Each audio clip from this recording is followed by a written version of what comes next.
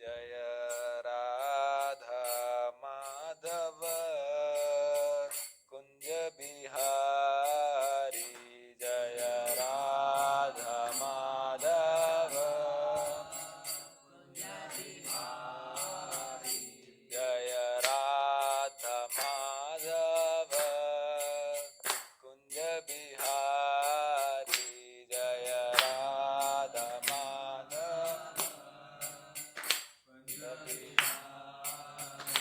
जय राधा माधव कुंज बिहारी जय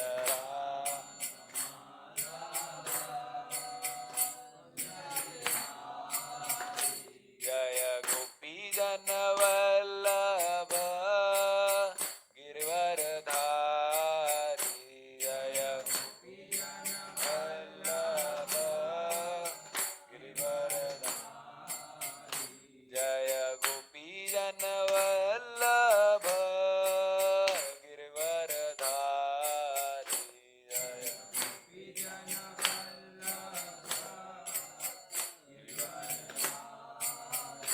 जय राधा माधव कुंज बिहारी जय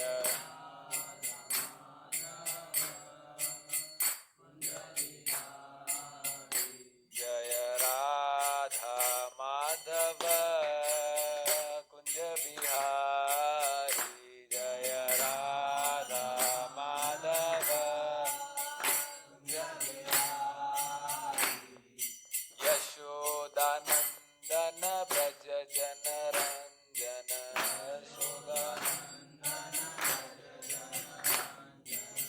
यशोदानंदन ब्रज जनरंजन यशोदानंदन यशोदानंदन ब्रज जनरंजन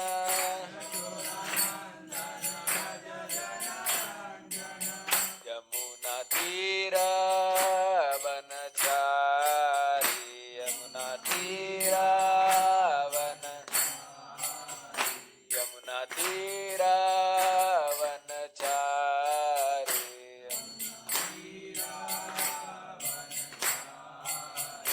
जय राधा माधव कुंज बिहारी जय राधा माधव जय राधा माधव कुंज बिहारी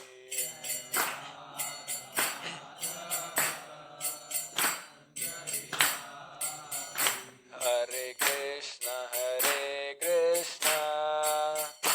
कृष्ण कृष्ण हरे हरे हरे राम राम राम हरे हरे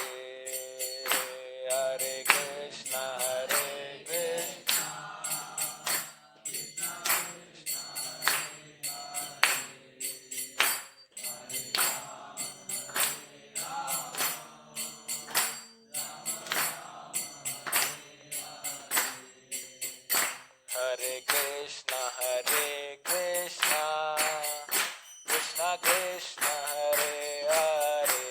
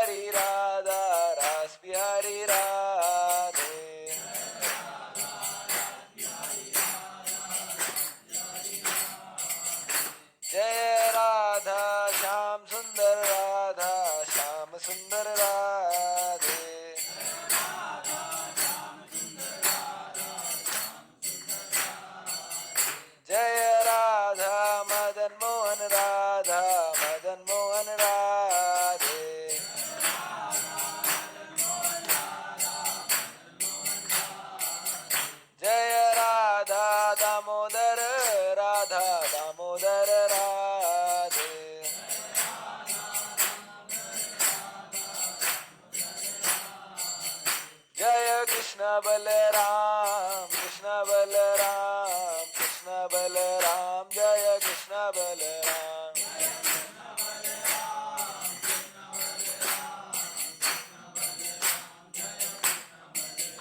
जय गौरनिताय गौरनिताय गौरनिताय जय गौरनिताय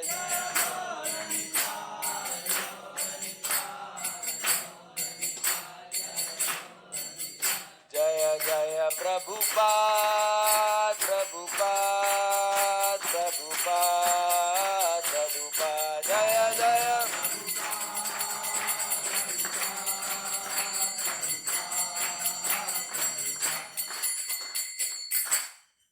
हरिनाम संकीर्तन की जय समस्त भक्तवृंद की जय। तो आप काफी आप लोग सागित प्रभु के साथ आए हो ना, आप दोनों और बाकी अच्छा बाकी आ रहे हैं। ठीक है, तो युवराज प्रभु अब कोई आए तो उनको बस भेज देना, आप बस बाहर देख लो अगर कुछ नीड हो तो। कुशल प्रभु वो सब्जी सब्जी 10 मिनट में आ जाएंगे, वो तो उनको अंदर भेज देना, बाकी तो कोई आए तो आप देख लेना। ठीक है, तो आज अभी ये लाइट का थोड़ा दिक्कत है। आज क्या है? आज सबसे पहले तो आज राधाष्टमी है, सबको पता है ना, तो राधाष्टमी के बारे में थोड़ा बात करेंगे एंड में। तो जी ये वाला लगा दो ना गेट, ये भी नहीं, इसको बंद कर दो, आवाज तो चाहिए ना, लेकिन उसको हाँ हाँ आप ले आओ, हवा चाहिए मेन तो, क्योंकि यार लाइट भी आएगी तो अपने को वो प्रोजेक्टर चलाना ना।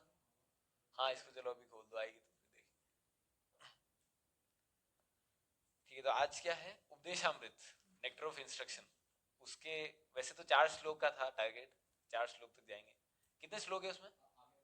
हाँ थोड़ा आगे आगे आ सकते हो आप, और ऐसे बैठना कि ताकि मैं देख सकूं, वरना वरना मेरे को नींद आ जाती है। अरे यार उनकी जगह, वो टॉपर स्टूडेंट है, उनको यार टॉपर की जगह ले लिया। तो ठीक है प्रभु, तो कोई आया था आप? तो आज वैसे टारगेट तो था 4 श्लोकों का, 8 श्लोक है इसमें पूरे। श्रील रूप गोस्वामी हैं हमारे जो बहुत बड़े आचार्य हैं, उन्होंने लिखा है ये उपदेशामृत। तो इसके 4 श्लोक का टारगेट था, लेकिन आज राधा अष्टमी है तो थोड़ा उस बारे में बात करेंगे, तो 2 श्लोक करते हैं अपन आज, है ना। तो पहला श्लोक क्या है? पहला श्लोक है आपको, आप कैसे पृथ्वी पे राज कर सकते हो। सब करना चाहते हैं कि नहीं? पृथ्वी पे राज कौन कर सकता है उसके बारे में बताते हैं। तो अब यार कैसे कर रहे हैं यार आप लोग, फोन में निकाल सकते हो क्या? फोन में हाँ, Upadeshamrita NOI nectar of instruction श्लोक 1 फोन में निकाल लोगे तो ठीक रहेगा, क्योंकि ये साथ साथ पढ़ोगे तो ठीक रहेगा, आपको याद भी होना चाहिए आप, तो ठीक है।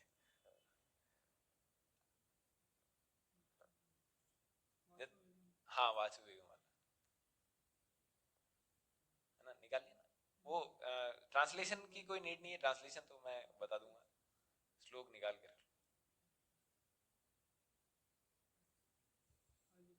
आगे ना।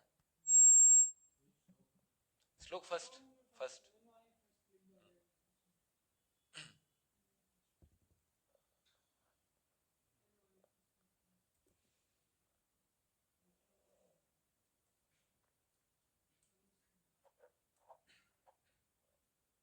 आगे मिलिए। ठीक है, चलो आप लोग शेयर कर लेना, तो मैं अब मेरे साथ साथ बोलना, पहले मैं बोलूंगा फिर आप रिपीट करना है ना। वाचो वेगम मनस क्रोध वेगम, जिह्वा वेगम उदरुपस्त वेगम, एतान वेगान यु विषयेत धीर, सर्वामपि मां पृथ्वीं सशिष्यात्। एक बार वापस, वाचो वेगम मनस क्रोध वेगम, जिह्वा वेगम उदरुपस्त वेगम, एतान वेगान यो विषयेत धीर सर्वामपि मां पृथ्वीं सशिष्यात्। तो ये छह तरह के वेग होते हैं। हर एक जो भी मनुष्य है, हर एक जीव में छह तरह के वेग होते हैं। जो भौतिक प्रकृति के अंडर में है उसके अंदर छह तरह के वेग होते हैं। कौन से वेग है? पहला कौन सा? वाचो वेग, वाणी का वेग। दूसरा वाचो वेगम मनस, मनस मन के वेग। फिर कौन सा? तीसरा क्रोध। चौथा जिह्वा। पांचवा उदर। हाँ, और छठा ये सबसे इंपॉर्टेंट, हाँ, उपस्थ वेग। तो ये छह तरह के वेग होते हैं। तो इन छह वेगों का अगर कोई दमन कर ले, इन छह वेगों पे कोई कंट्रोल पा ले, तो पूरे संसार में क्या है आगे लिखा हुआ? सर्वाम अपिवाम पृथ्वीम से शिष्यात। पूरी पृथ्वी पे शिष्य बनाने की योग्य हो जाएगा अगर ये छह वेगों पे कंट्रोल कर ले कोई, है ना। तो छह वेग अब मतलब डिटेल में अपन देखते हैं। कौन है भाई? अच्छा, तो पहला वेग है वाचो वेग। वाचो वेग मतलब कौन सा? वाणी का वेग। वाणी का तो वाणी का वेग मतलब स्पीच, जो हम बोलते हैं उसका वेग। कितने लोगों का होगा ये कि मतलब मुंह से कुछ भी निकल जाता है? मतलब किसी लोग, किन लोगों के साथ होते हैं मन, जैसे बुरी संगति के साथ होता है तो मतलब मैंने बहुत लोग देखे कि मतलब पीछे एक गाली, आगे मतलब बात बोलने से पहले एक गाली आएगी, फिर बात बोलने ही खत्म। वो लोग बेटी और बेटा पता नहीं क्या बोलते हैं, बात बोलने के उससे पहले बेटी, और बाद में बोलने के बाद वापिस आशीर्वाद देते बेटी। तो बेटी बेटी दोनों तरफ कृपा बेटियों की बनी रहती है। तो ये जो होता है ना, ये वाणी का वेग। कुछ भी बोलना, मतलब जो मुंह में आ रहा है वो बोल रहे हैं, जो मन में आ रहा है वो बोलना है, तो उसको कंट्रोल करना। तो इसके बारे में ऑस्टेरिटी ऑफ स्पीच के बारे में हम पहले वाली क्लासेस में देखा था। ऑस्टेरिटी ऑफ स्पीच क्या होती है? मतलब वाणी की तपस्या क्या होती है? भगवद गीता के अंदर भगवान बताते हैं, किसी को याद नहीं होगा। हम्म, हाँ ये है, देखो जिसका मन का अफक होए, अरे यार आओ यार। हाँ देखो, मैं श्लोक बोलता हूँ, आपको याद आ जाएगा वैसे तो। अनुद्वेग करम वाक्यम। अनुद्वेग करम मतलब ऐसे वाक्य बोलने हैं जिससे सामने वाले को मतलब एजिटेट नहीं हो। जैसे अपन, हम लोग क्या ट्राई करते हैं, जैसे किसी दो जनों में लड़ाई होती है तो जानबूझ के उसको छिजाने के लिए ऐसी चीज बोलेंगे वो छिज जाए बस। तो ऐसी चीजें नहीं बोलनी होती जो सामने वाले को छिजा दे। मतलब कि हम लोग ऐसे पॉइंट उसका पता है मेरे को, उसको वो चीज बोलूंगा और फिर मतलब क्या बोल रहे अंदर से, मतलब छिज जाएगा बिल्कुल एकदम, मारने के लिए दौड़ने लग जाएगा। तो ऐसे अब हम लोग जानबूझ के, क्योंकि लड़ाई में जानबूझ के ऐसी चीज बोलते हैं, लेकिन ऐसे भगवान बताते हैं ऐसा नहीं बोलना, इससे क्या तपस्या खत्म हो जाती है वाणी की, है ना। तो अनुद्वेग कर्म वाक्य, ऐसी चीजें बोलना जिससे सामने वाले का बेस्ट निकले, वर्स्ट नहीं निकले। मतलब ऐसा चीज बोलनी कि सामने वाले का बेस्ट रिस्पॉन्स आए बाहर। ऐसा नहीं कि वो गाली बकने लग जाए, दौड़ने लग जाए मारने के लिए, ऐसी चीज नहीं बोलनी, है ना। अनुद्वेग कर्म वाक्यम सत्यम प्रियम हितम चयत। सत्य कौन सा बोलना है? सत्य बोलना, लेकिन कौन सा? जो सामने वाले को प्रिय लगे और उसके हित में हो, है ना। ये चीज, ये डेफिनेशन बहुत समझने की जरूरत है। सत्य केवल एब्सोल्यूट सत्य नहीं होता कि जैसे आपके पास में कोई चीटिंग कर रहा है, आपने जैसे एग्जाम के अंदर आपके पास में आपका कोई दोस्त बैठा है, आप उसे चीटिंग करना चाह रहे हो लेकिन उसने मना कर दिया, मैं नहीं दिखा रहा, है ना। तो आपके अंदर अभी वो है, क्या बोलते हैं, अभी गुस्सा है आपके अंदर। तो आप क्या करोगे? अब वो किसी, आप देखते हो कि वो आगे थोड़ा एक दो घंटे बाद, एक घंटे बाद वो किसी की चीटिंग कर रहा है उसके बाद, तो आप टीचर को बता देते हो ये चीटिंग कर रहा है। तो ये क्या है? सत्य बोला आपने, ठीक है, लेकिन क्या है उसके हित में भी है। मतलब वो हित में है कि नहीं है, चलो मान ली हित में भी है और प्रिय तो नहीं लगेगा उसको लेकिन मतलब ये चीज आपने जो सत्य बोला, ये क्या मनोभाव से बोला? उसके हित करने के, उसका हित होगा ये सोच के बोला आपने, या फिर मेरे को, इसने मेरे को नहीं दिखाया तो ये कैसे कर रहा है, इस वजह से बोला। तो हम, सत्य जो है ना बहुत सटल चीज है। सत्य है, अपन ऐसे नहीं बोल सकते सत्यवादी बन हूं मैं, तो सत्यवादी बहुत, सत्य मतलब बहुत सारे डायनेमिक्स होते हैं सत्य के। परम सत्य भगवान ने जो बोला है वो परम सत्य है ना। तो उसके सामने अगर सत्य को भी आपको मतलब छोड़ना पड़े तो वो बेटर है ना। तो इसमें अपन युधिष्ठिर महाराज का वो एग्जांपल देखा था। अभी कुछ लोग नए हैं तो उनको थोड़ा मैं फॉर एग्जांपल बताता हूँ सत्य क्या होता है। जैसे आप लोग, आप जैसे आप दोनों नए हो, आप भी नए हो ब्रो, तो आप बताना, जैसे आप खड़े हो किसी चौराहे पे रात को, कोई नहीं है दूर दूर तक, आपकी तरफ गाय दौड़ती हुई आती है ना, और पीछे एक, उसके पीछे एक कसाई दौड़ता हुआ आता है ना। गाय आपके राइट में चली जाती है, कसाई आपके पास आता है, आपसे पूछता है कि गाय किधर गई, आपको पता है मैं इसको बताऊंगा तो ये मार देगा। अब इस पोजीशन में सत्य क्या है, मतलब ये होता है ना लोग कि मैं तो सत्य बोलूंगा, झूठ नहीं बोल सकता, तो सत्य क्या है बताओ आप, कि सही बता दूं मतलब गाय इधर गई है या फिर गाय इधर गई है, मतलब उल्टा बता दूं उसको, आप लोगों को क्या लगता है, आप तीनों को हैं? लेफ्ट मतलब जहाँ पे गाय गई है वहां पे, मतलब गाय तो राइट में गई है और आप बता दो कि लेफ्ट, ठीक बात है। आप क्यों, क्या लगता है? आप क्या लगता है गाय, कि गाय किधर गई, गाय जिधर गई उस साइड, हाँ ठीक है, आपको भी ये लगता है। हाँ तो ये बिल्कुल सही है, ये है वास्तव में इस जगह पे ये सत्य है, लेकिन लोग देख के क्या बोलेंगे ये तो झूठ बोल रहा है, लेकिन ये परम सत्य है। क्यों है ये सत्य? अगर मैं उसको बोल देता कि गाय राइट में गई है तो क्या होता है, वो गाय को मार देता, उसको पाप लगता है गौ हत्या का, ठीक है, गाय के प्रति वो होता है, बहुत बड़ा हिंसा होती गाय के प्रति, और मैं गाय को प्रोटेक्ट नहीं कर पाया, वो मेरे को भी पाप लगता है। अब मैंने क्या किया, मैंने उसको अलग डायरेक्शन में भेज दिया, तो अब उसको ना तो गाय का पाप लगेगा, ना गाय पे हिंसा होगी, ना मेरे को कोई पाप चढ़ेगा। तो अब बेटर क्या था इसमें, इन दोनों में से सत्य बोलना है या फिर झूठ? हाँ तो ये जो झूठ है ना यहाँ पे, ये जो झूठ झूठ है ना, ये झूठ नहीं है, यही वास्तव में सत्य है ना। तो सत्य बहुत डायनेमिक चीज है ये, मतलब समय काल परिस्थिति के हिसाब से चेंज होता है, तो सोच समझ के हमको ये सत्य के बारे में है ना। तो चलो बता दिया ना, अनुद्वेग कर्म वाक्यम सत्यम प्रियम हितम चयत, आगे क्या था, स्वाध्याय अभ्यासनम चैव वांगमयम तब उच्यते। स्वाध्याय करना है किसका, शास्त्रों का पढ़ना है। अगर आपको अपनी वाणी को प्रखर करना है तो शास्त्रों का अध्ययन, और अभ्यासनम, अभ्यास किसका करना है, भगवान के नाम का जप का। तो ये करने से भगवान बताते हैं कि वाणी की तपस्या आती है ना। ठीक है, तो वाणी की तपस्या तो होगी, तो ये वाचो वेग क्या है, मतलब अपने जो स्पीच का जो वेग है ना, कुछ भी बोल देना कभी भी कहीं पे भी, है ना, उसको रोकना। और सबसे बेस्ट इसको कंट्रोल करने का क्या तरीका है, भगवान के बारे में बात करना, कृष्ण कथा करना, कृष्ण के बारे में, कृष्ण विषयी बातों में बात करना, भक्तों से बात करना, इससे ये वेग कंट्रोल में आता है, इससे ये वेग हमारे अंडर में, स्पीच हमारे कंट्रोल में आती है ना। इसके आगे कौन सा वेग है, मनस क्रोध वेग, मन, मन का वेग, ये बहुत खतरनाक है। मन का वेग का कोई एग्जाम्पल बता सकता है क्या, कोई मन के जो वेग होते हैं? वो तो चलो मान लो, को तो कंट्रोल करने की बात होगी, मन के वेग क्या होता है? डिस्ट्रैक्शन, ये बहुत। मन के सिम्टम क्या होते हैं, मन को किसी ने स्टडी किया है क्या, मन के बारे में, मेरा मन कैसा है, कोई बता सकता है?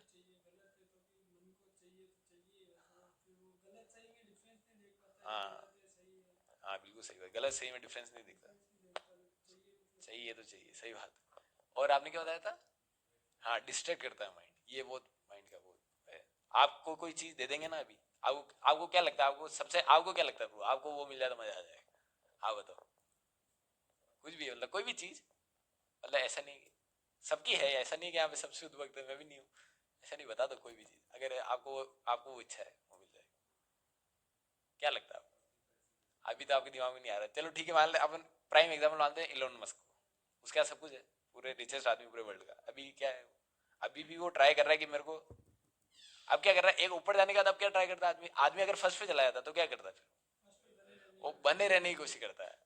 अब वो उधर रहने के लिए इतने हाथ पैर मार रहा है, अब इलेक्शन, वो अमेरिकन पार्टी पता नहीं कौन सी इलेक्शन, अमेरिका में इलेक्शन लड़ने के लिए कौन सी पार्टी शुरू कर दी, मतलब शांति नहीं आदमी को वहां पे जाने के बाद भी। तो ये है मन, मन आदमी को पता नहीं, मतलब मूर्ख बना देता है आदमी, अशांति, अशांति मन का सिम्टम है ना। तो ये जो सारी चीजें है ना मन को, इसको कंट्रोल करना, इसको कंट्रोल कैसे कर सकते हैं, मन के विचार एकदम शून्य करते हैं हम, ये तरीका है, मतलब मन के अंदर एक भी थॉट नहीं आएगा, ये तरीका है कंट्रोल करने का मन। ये पॉसिबल है क्या, मन के को जीरो करना पॉसिबल है क्या? बहुत लोग वो ध्यान में और निराकारवादी क्या बोलते हैं कि अपने मन को मतलब जीरो, मतलब जीरो पे फोकस करो, जीरो पे मेडिटेट करो, नथिंगनेस पे। तो आपका मन कभी नथिंग हो सकता है क्या, कोई ट्राई, कभी आप लोग ट्राई करना कभी 10 सेकंड के लिए, 10 सेकंड के लिए भी आपका मन जीरो पे है, मतलब कुछ भी नहीं सोचेगा उस टाइम। अगर आप ये खुद को बोलो मन को कि मैं कुछ नहीं सोचूंगा, तो भी आप कुछ सोच ही रहे हो ना। तो वो भी तो सोच रहे हो ना कि मैं, अगर मैं 10 मिनट 10 सेकंड सोच रहा हूँ कि मैं अब कुछ नहीं सोचूंगा, कोई थॉट नहीं आना चाहिए, तो मैं फिर भी ये तो सोच रहा हूँ ना कि कोई थॉट नहीं आना चाहिए, तो ये पॉसिबल ही नहीं है, ये प्रैक्टिकल ही नहीं है ना। तो मन के विचार को जीरो नहीं करना है, मन के विचारों को कृष्णमय बनाना है ना, डाइवर्ट करना है। जैसे जैसे अगर गंगा है, गंगा का बहाव कितना तेज है, बहुत ज्यादा तेज है ना। गंगा पे बांध नहीं बनाया जा सकता। अगर आप गंगोत्री ग्लेशियर वहां पे जाके बांध बनाने की कोशिश करोगे तो क्या होगा, बांध को बांध को तोड़ के निकल जाएगी। लेकिन क्या कर सकते हैं, नदी का क्या कर सकते हैं, नदी को डाइवर्ट कर सकते हैं। कभी उस पर बांध नहीं बना सकते। बांध आप देख लो जहाँ पे भी बनता है ना, वो नदी एकदम समुद्र के किनारे आ जाएगी, या फिर उसका फ्लो बिल्कुल बहुत सारे ट्रिब्यूटरीज में वो बढ़ जाएगी ना, उसके बाद किसी एक ट्रिब्यूटरी पे आप बांध बना सकते हो। क्योंकि नदी का जो सोर्स होता है, अगर आपने वहां पे बांध बनाया तो आपका बर्बाद है, पैसे भी बर्बाद है, और हानि, जन हानि, सब कुछ, सारी हानि हो जाएगी, क्योंकि वो नदी को रोक नहीं सकते। तो नदी को ऐसे, हमारे जो ये विचार है ना मन के, इनको रोका नहीं जा सकता, इनको हम डाइवर्ट कर सकते हैं, है ना। कैसे, भगवान की सेवाओं के बारे में चिंतन करें, है ना, भगवान के बारे में, और भक्तों से बात करें। भक्तों से बात करने में तो हजार बातें निकलती है। तो ऐसा नहीं है कि हमारे पास बात करने के विषयों की कमी है ना, बस हमको कृष्ण भावनामृत में अपने मन को सोचना पड़ेगा, है ना, कि वैसे मैं सोचूं भगवान के बारे में। और क्या, क्रोध, क्रोध के वेग, तीसरा वेग कौन सा, क्रोध का। किसको लगता है अहिंसा परमो धर्म, हाथ खड़ा करो, किसको लगता है, किसी को तो लगता है, आपको लगता है, एक तो है, दो, परमो धर्म, और कोई नहीं है। तो अहिंसा परमो धर्म, इसके आगे एक चीज और सब छुपा देते हैं, धर्म हिंसा तथैव च।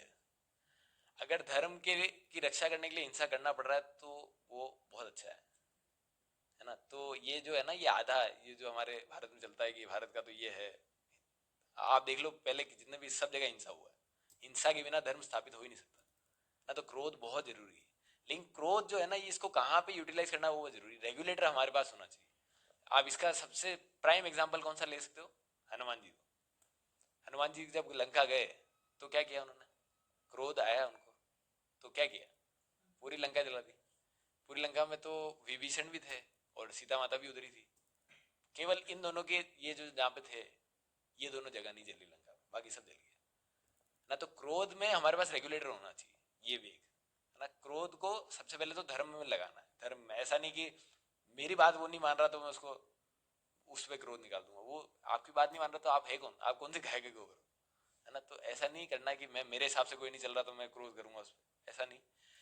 क्रोध तब करना है कि जब आपको लगे कि ये भक्ति से विपरीत कोई व्यक्ति जा रहा है। जैसे क्रोध उन पे करना है जो जो मतलब, हरे कृष्णा, हरे कृष्णा।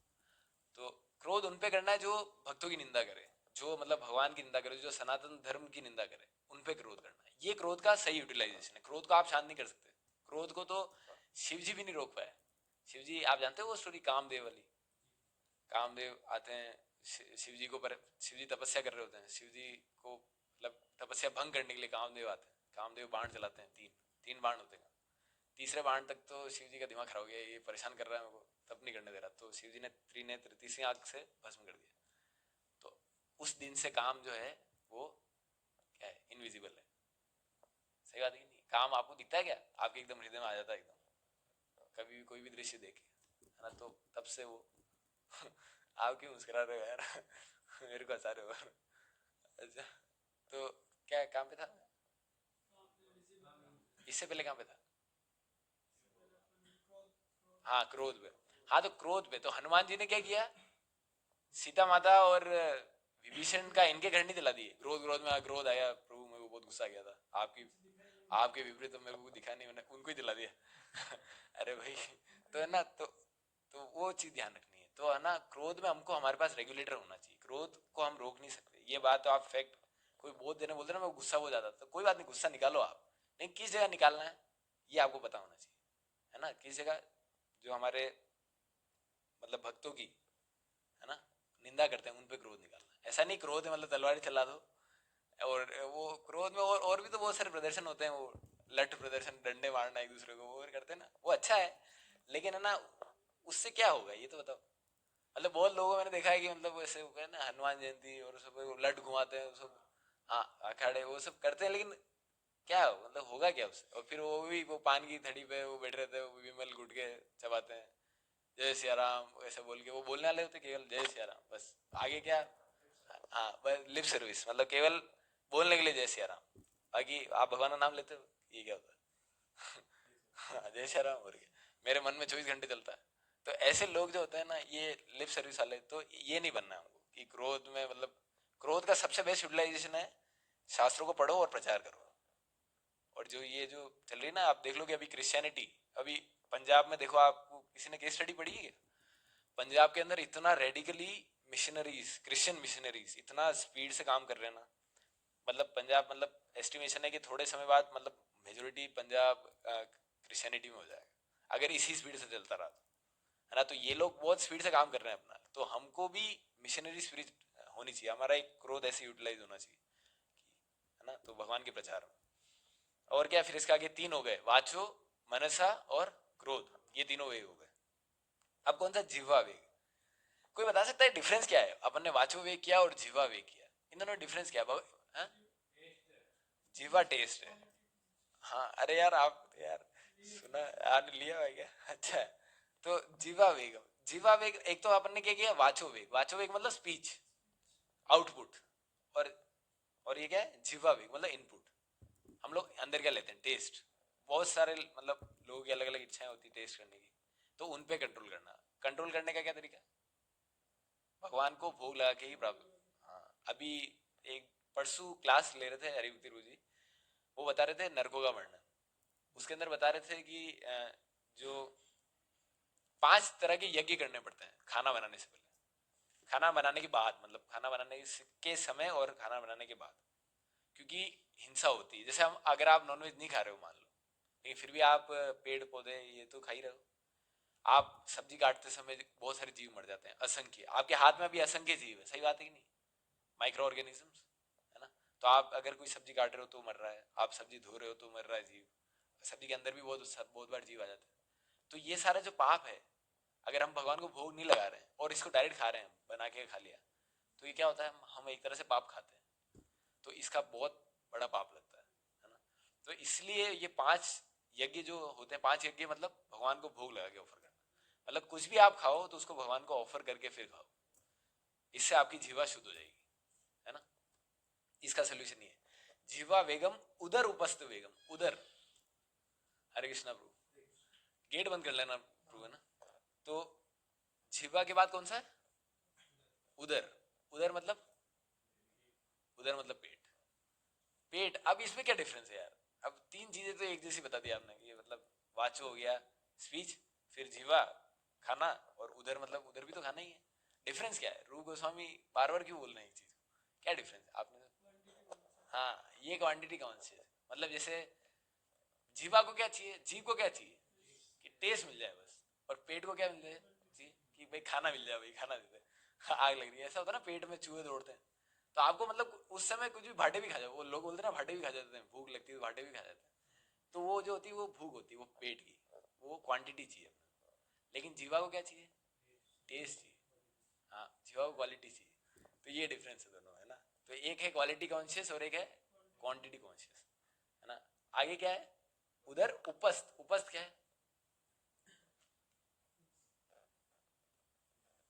जेनिटल्स, यस, मतलब जो जेनिटल्स है उनका वेग, जो प्राइवेट पार्ट्स है हमारे, जो उनका वेग, उनको कंट्रोल करना। तो ये कंट्रोल कैसे होगा? ये 99.99 या मैं कहूँ तो 100% जो यूथ है उसकी समस्या है।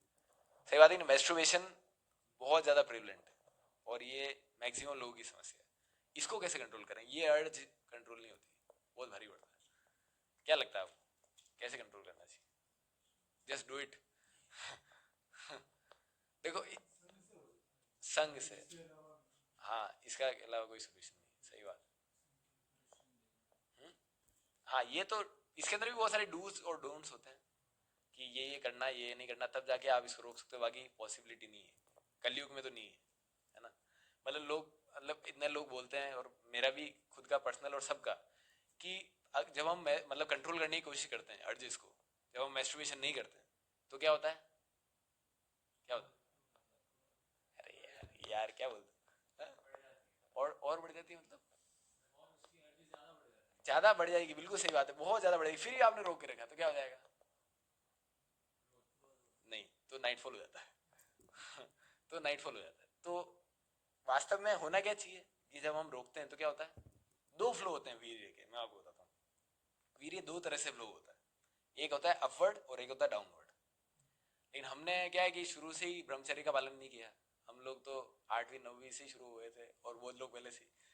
तो हम लोग महारथी हमने शुरू किया इसका डाउनवर्ड डायरेक्शन, है ना। एक बार हमने नीचे से शुरू कर दिया इसका डाउनवर्ड डायरेक्शन। तो अब क्या होता है, जब घड़ा बढ़ता है, जैसे ग्लास भर गई, अब कहाँ निकलेगा वो, अब वो नीचे निकलेगा। तो हमने क्या नीचे फ्लो बना दिया, तो क्या होता है वो, अब हमारा जब एक वो होता है ना सेचुरेशन पॉइंट, जब हमने मतलब 10-15 दिन, उसके बाद क्या होता है वो नीचे इंद्रियों से मतलब जेनिटल से निकल जाता है रात के समय।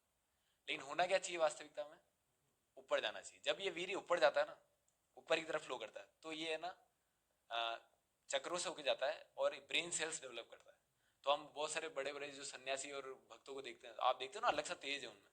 अब बोलते हैं ना तेज, बहुत तेज है यार उनमें, ऑरा अलग ही है उनका, ऑरा इन्फिनिटी, है ना। तो ऑरा क्या चीज है, वो ऑरा कैसे आता है, वो आता है वीर्य से। वीर्य जो ब्रह्मचर्य से आता है, वीर्य जब ऊपर जाता है ना, ब्रेन सेल्स बनते हैं, और जब तेज बनता है ओज तेज, तो वो वीर्य से होता है।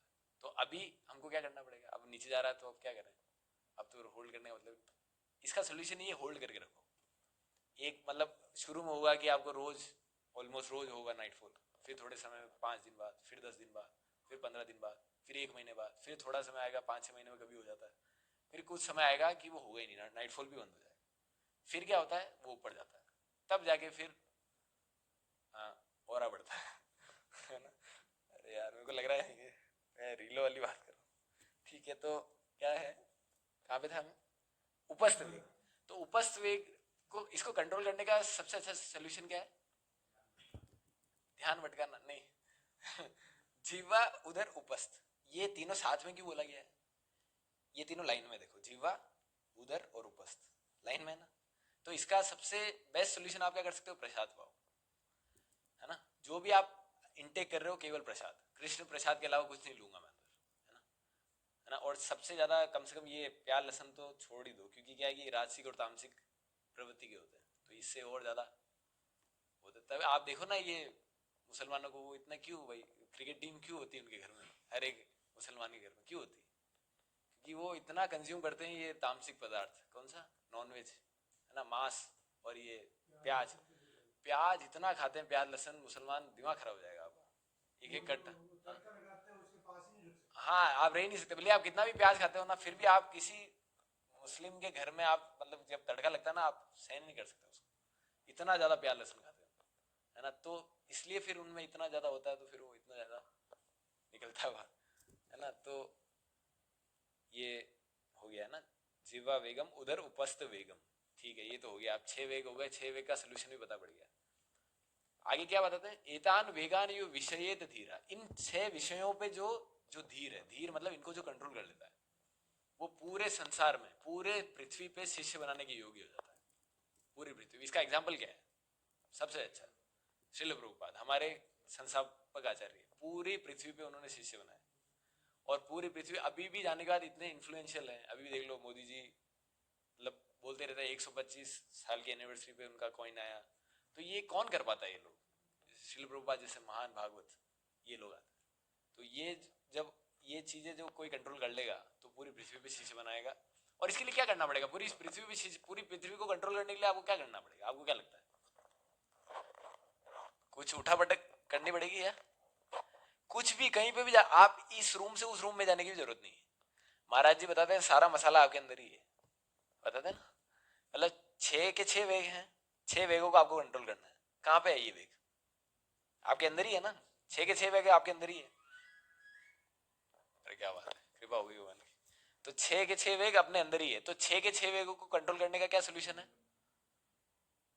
कहीं मतलब कुछ करने की जरूरत है क्या, मतलब एक्सटर्नल, आपको इंटरनली करना है ना। तो सबसे अच्छा सोल्यूशन क्या है इसका, क्या हुआ भाई, क्या युवराज प्रभु है ना। हाँ तो 6 वेगों को कंट्रोल करने का सबसे अच्छा सोल्यूशन क्या है, कुछ उठा पटक करने की जरूरत नहीं है। आप एक जगह बैठ के क्या कर सकते हो, हरे कृष्ण कृष्ण कृष्ण हरे हरे, हरे राम राम हरे हरे। तो ये सोल्यूशन है ना, प्रभुपाद जी की कृपा से हमको प्राप्त हुआ है ना। तो पहला श्लोक तो हो गया, अब दूसरा श्लोक दिखा है ना यार, ये इंग्लिश के अंदर है ठीक है, लेकिन मैं वैसे बता रहा हूँ, आप लोगों को समझ में तो आ रहा है ना, ठीक है ठीक। अब है इसका सेकंड श्लोक, वो प्रभुपाद जी ने बहुत लंबा लिखा, मतलब आप लोगों को पढ़ना चाहिए, ये पूरा पढ़ना आप ना। अब ये कौन सा गया है? सेकंड श्लोक। सेकंड श्लोक किस बारे में है? किसी ने पहले पढ़ी भी क्या उपदेशामृत? किसी ने नहीं पढ़ी ना? हाँ, दूसरा श्लोक है 6 तरीके जिससे आप अपनी भक्ति को डिस्ट्रॉय कर सकते हो। क्या बात, डिस्ट्रॉय करने के 6 तरीके है ना। तो 6 तरीके से अब हमको भक्ति प्राप्त हो गई है ना, हमको नाम प्राप्त हो गया, हमको भक्तों का संग प्राप्त हो गया। तो अब भक्ति को हम डिस्ट्रॉय कैसे करें ये जानेंगे मतलब भक्ति को डिस्ट्रॉय करेंगे कैसे होती है वो जानेंगे, तभी तो आप प्रोटेक्ट कर सकते हो, है ना। किसी चीज के बारे में आपको पता ही नहीं है कि कैसे खत्म होती है कोई चीज, तो उसको कैसे प्रोटेक्ट कर सकते हो आप, है ना। सही बात है कि नहीं?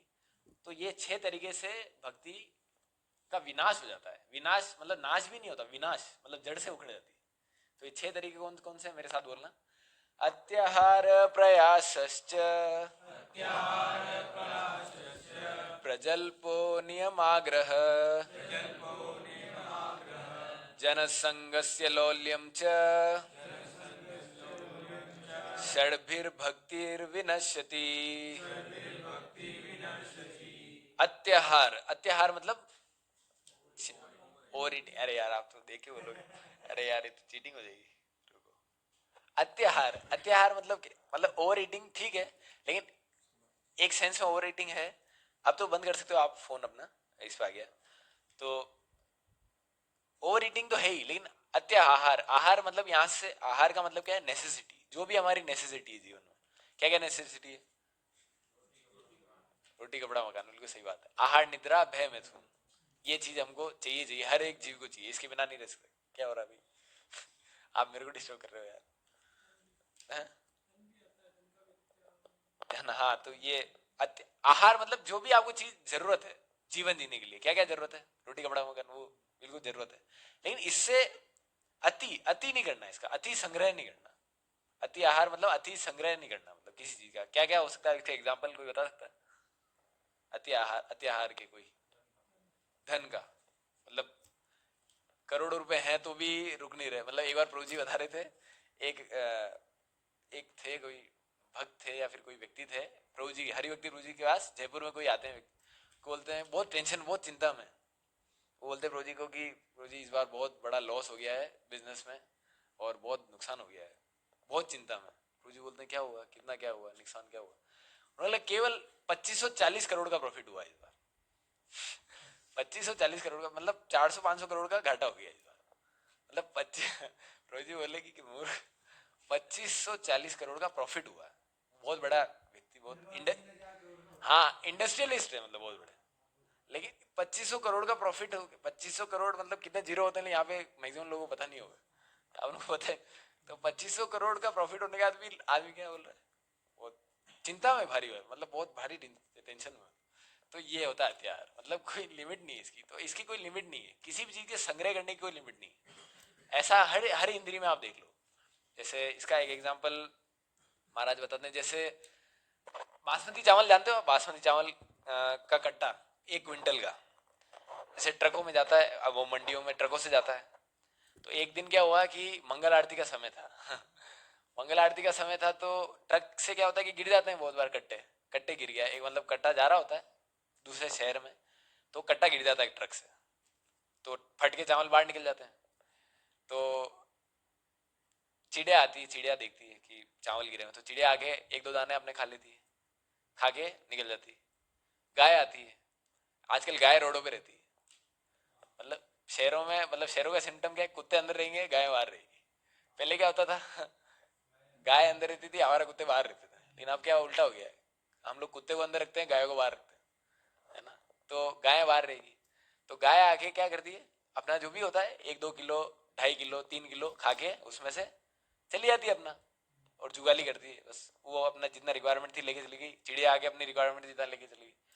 लेकिन उस दिन क्या जोक से मंदिर हम में से कोई एक जा रहा होता है स्कूटी पे, और रास्ते में वो कट्टा देख लेता है, धोती कुर्ता पहन के तिलक भी लगा के मंगल आरती के लिए जा रहा होता है भक्त, और रास्ते में कट्टा देख लेता चावल का। तो अब मैं कुछ नहीं बोलूंगा, आप बताओ कि अब वो क्या करेगा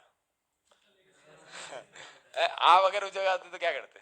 बासमती चावल एकदम 100 क्या बोलते हैं 180 रुपए किलो वाला इधर ही लिया था। बेस पे लिया था, ठीक है। आप लोग यार उच्च उच्च कोटि के भक्त हो आप। तो क्या करता है कि अरे छोड़ो मंगल आरती कौन जाएगा, कल कल देखेंगे, तो भगवान को तो होता रहेगा वो, तो अभी तो ये कटा है, इसको लेके चलते हैं। क्या करेगा, अब स्कूटी है उसके पास, तो कैसे लेके जाएगा, अपनी धोती फाड़ देगा। धोती फाड़ के धोती को अंदर उसको समेट के, एक 100 किलो का कट्टा है यार, इतना बड़ा नुकसान थोड़ा ना देखेगा। उसका काम कितने में चल सकता था, 500 ग्राम, 1 किलो, अपने घर के लिए भी लेता 4 किलो 5 किलो, उसमें से लेके जा सकता था सारे जीवों की तरह। लेकिन मनुष्य कुछ और है, कुछ और बात है इसमें।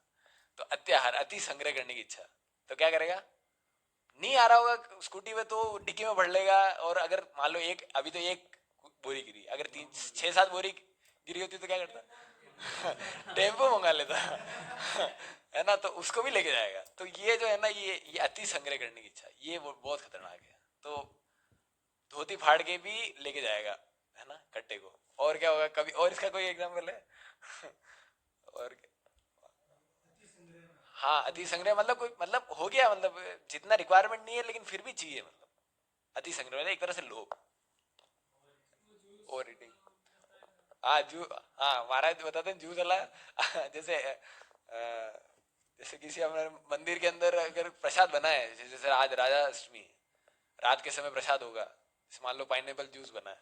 आप देखा कि रात हो गई, अब 11 बज गए, अब तो कोई भक्त बचा नहीं है, मेरे को बोल दिया कि आप पी लो ब्रू जूस, लेकिन आप देखते हो जूस तो 10 जनों का है, 10 जने पी लें आराम से, उतना जूस है। अब जूस को जेब में भर के तो ले आ नहीं सकते, आप क्या उसको ले आने के लिए है नहीं, तो क्या करोगे? मतलब महाराज बोलते पेशाब आ जाएगा, लेकिन उसको वो खत्म करके ही मानेगा उसको, क्योंकि वही ये है, पाइनएप्पल जूस प्योर कहाँ मिलेगा ये, कभी जीवन में कभी, कब कब मिलेगा, मरू जिंदा रहूं नहीं रहूं। तो उसको वो खत्म करेगा, भले नीचे से निकल जाएगा टॉयलेट उसका, लेकिन उसको खत्म। आप लोग ऐसे नहीं हो, मैं जानता हूँ, मैं बता रहा हूँ आपको, ये अतिहार का ये लक्षण है। तो ये अतिहार, तो ये बहुत खतरनाक है, ये भक्ति का बहुत विनाशकारी है ना। तो उनको हथियार नहीं करना चाहिए ना। हथियार मतलब ओवर, हमको ये विश्वास होना चाहिए, मतलब आचार्य बताते हैं, अवश्य राखीबे कृष्ण विश्वास पालन, इस बात का शरणागति का पद है ये। हमको ये विश्वास होना चाहिए कि मेरे को जितने रिक्वायरमेंट है मैं उतना कमाऊंगा, उतना मैं संग्रह करूंगा। ठीक है, थोड़ा सिक्योरिटी जरूरी है, लेकिन ओवर नहीं करूंगा, है ना। ये भी तो फिर आप भक्ति करने का मतलब क्या है, जब आपको भगवान पे विश्वास ही नहीं है। भगवान देखेंगे तू तो वही 2-3 करोड़ रुपए लेके बैठा, देखो कभी भी कुछ भी हो जाए। 2-3 करोड़ में थोड़ा ना इतना लेके बैठा है, तो मेरे को विश्वास ही नहीं तेरे को। कुछ भी अगर बुरा हो जाता है तेरे साथ तो तू कर लेगा हैंडल, 1-2 करोड़ रुपए है तेरे पास, तू कर लेगा। मतलब भगवान क्या देखते हैं, इसको मेरे को विश्वास नहीं है। तो भक्त जो होते हैं उनको भगवान में पूर्ण विश्वास होना चाहिए कि भगवान मेरा पालन करेंगे करेंगे। मैं जितना रिक्वायरमेंट है उतना रखूंगा अपने पास, बाकी भगवान की सेवा में लगाऊंगा, अगर मेरे पास ओवर है तो। और इसका ये भी मतलब नहीं है कि मैं मतलब बिल्कुल वैरागी बन जाऊं, कि मैं अगर 4 रोटी खाने की मेरी है, मतलब 4 रोटी खाने की मेरी वो है, क्या बोलते हैं उसको, कैपेसिटी, तो मैं 2 ही खाऊं। अत्याहार नहीं करना, ये नहीं, ये मूर्खता है, ये भी नहीं करना, वैरागी भी नहीं बनना हमको। जितना हमको रिक्वायरमेंट है, जितना हमारे परिवार को रिक्वायरमेंट, जितना हमारे संबंधियों तक भी चले जाओ आप, वहां तक जितना रिक्वायरमेंट है उतना हम लोग संग्रह करेंगे। उसके अलावा क्या होगा, अगर एक्स्ट्रा है तो भगवान की सेवा में लगाएंगे, है ना। तो ये विश्वास होना चाहिए कि भगवान मेरी रक्षा करेंगे, अगर कोई भी हानि होती है, नुकसान होता है, तो भगवान मेरी हमेशा। कितने लोग आप जीवन देख लो, कितने भक्त हुए जीवन। अभी इतने लोग यहाँ से भक्त लोग यहाँ से जयपुर चले गए, भगवान में भरोसा रखी तो गए। अभी क्या बोलते हैं, अभी कौशल ब्रो, अभी बहुत सारे भक्त मतलब ऐसे ऐसे ऐसे काम कर रहे हैं, आप देखो कि काम करने का है क्या, 4-5 हजार की नौकरी। ये प्रोजी प्रोजी के पास गए, प्रोजी ने बोला आप आ जाओ वहाँ पे जयपुर में, कोई समस्या नहीं, आपकी डिग्री नहीं होगी तो आपको काम दे देंगे।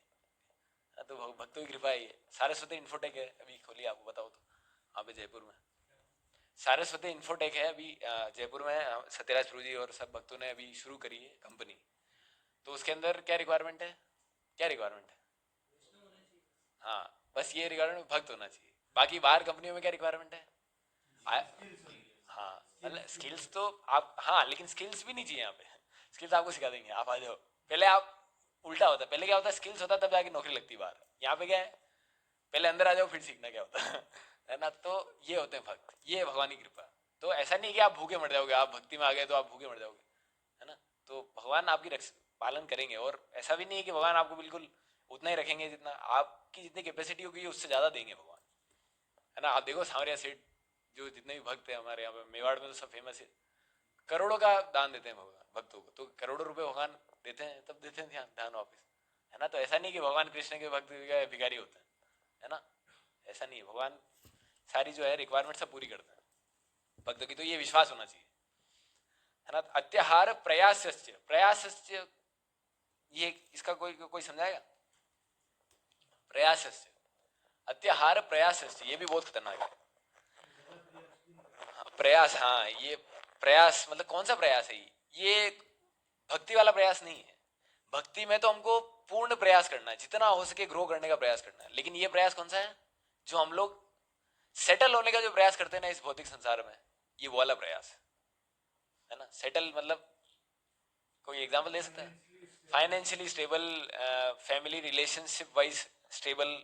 रोजी थोड़ा सा मैं एक बार नौकरी लग जाए तो फिर उसके बाद मैं ढंग से करूंगा उसको, और थोड़ा मैं कमा लूँ या मेरी शादी हो जाए तो उसके बाद में थोड़ा ठीक रहेगा, है ना। एक बार नौकरी लग जाए या पटवारी बन जाऊँ, उसके बाद आपके जमीनें काटूंगा मैं, तो ये चीज जो है ना, तो क्या अति प्रयास मतलब आपका, आपने देख लिया यार 3 साल से 10 ऐसे ऐसे लोग मैंने देखे 10-10 साल तक पेपर देते हैं तो भी निकल रहा, तो भी नहीं मान रहा वो, अरे भाई कुछ और कर ले, धंधा कर ले कुछ, वो नहीं, वो उसको पेपर निकालेगा ही निकालेगा। यूपीएससी में 10-10 12-12 साल लोग फूक देते हैं, फिर क्या करते हैं, फिर टीचिंग में चले जाते हैं, फिर अपना सेंटर खोल लेते हैं यूपीएससी पढ़ाते हैं, है ना। आप देखो अभी कितनी लाइब्रेरी खुल गई, कितनी लाइब्रेरी खुली हुई है। अभी मैंने देखा कि सिलेक्शन किसका हो रहा है, मैं ये देख रहा हूँ इतनी लाइब्रेरी खुल गई, मतलब मेरे घर के आसपास कम से कम 5 लाइब्रेरी हुई, और वो भी बड़ी बड़ी, मतलब हाँ मतलब बिजनेस है, लेकिन मतलब हमको पढ़ना, ऐसा नहीं कह रहा हूँ कि हमको प्रयास नहीं करना पढ़ना नहीं, लेकिन लोग एक हाँ, हमको पता होना चाहिए कहाँ पे रुकना है, समझ रहे हो ना आप, कहाँ पे रुकना है ये पता होना चाहिए। तो ये अति प्रयास नहीं करना चाहिए। प्रयास किस में करना चाहिए? भक्ति को ग्रो करने में प्रयास करना चाहिए। अगर आप भक्ति को ग्रो करने में प्रयास करोगे तो अपने आप ही आपका जो बाकी है ना, ये अपने आप ही हो जाएगा।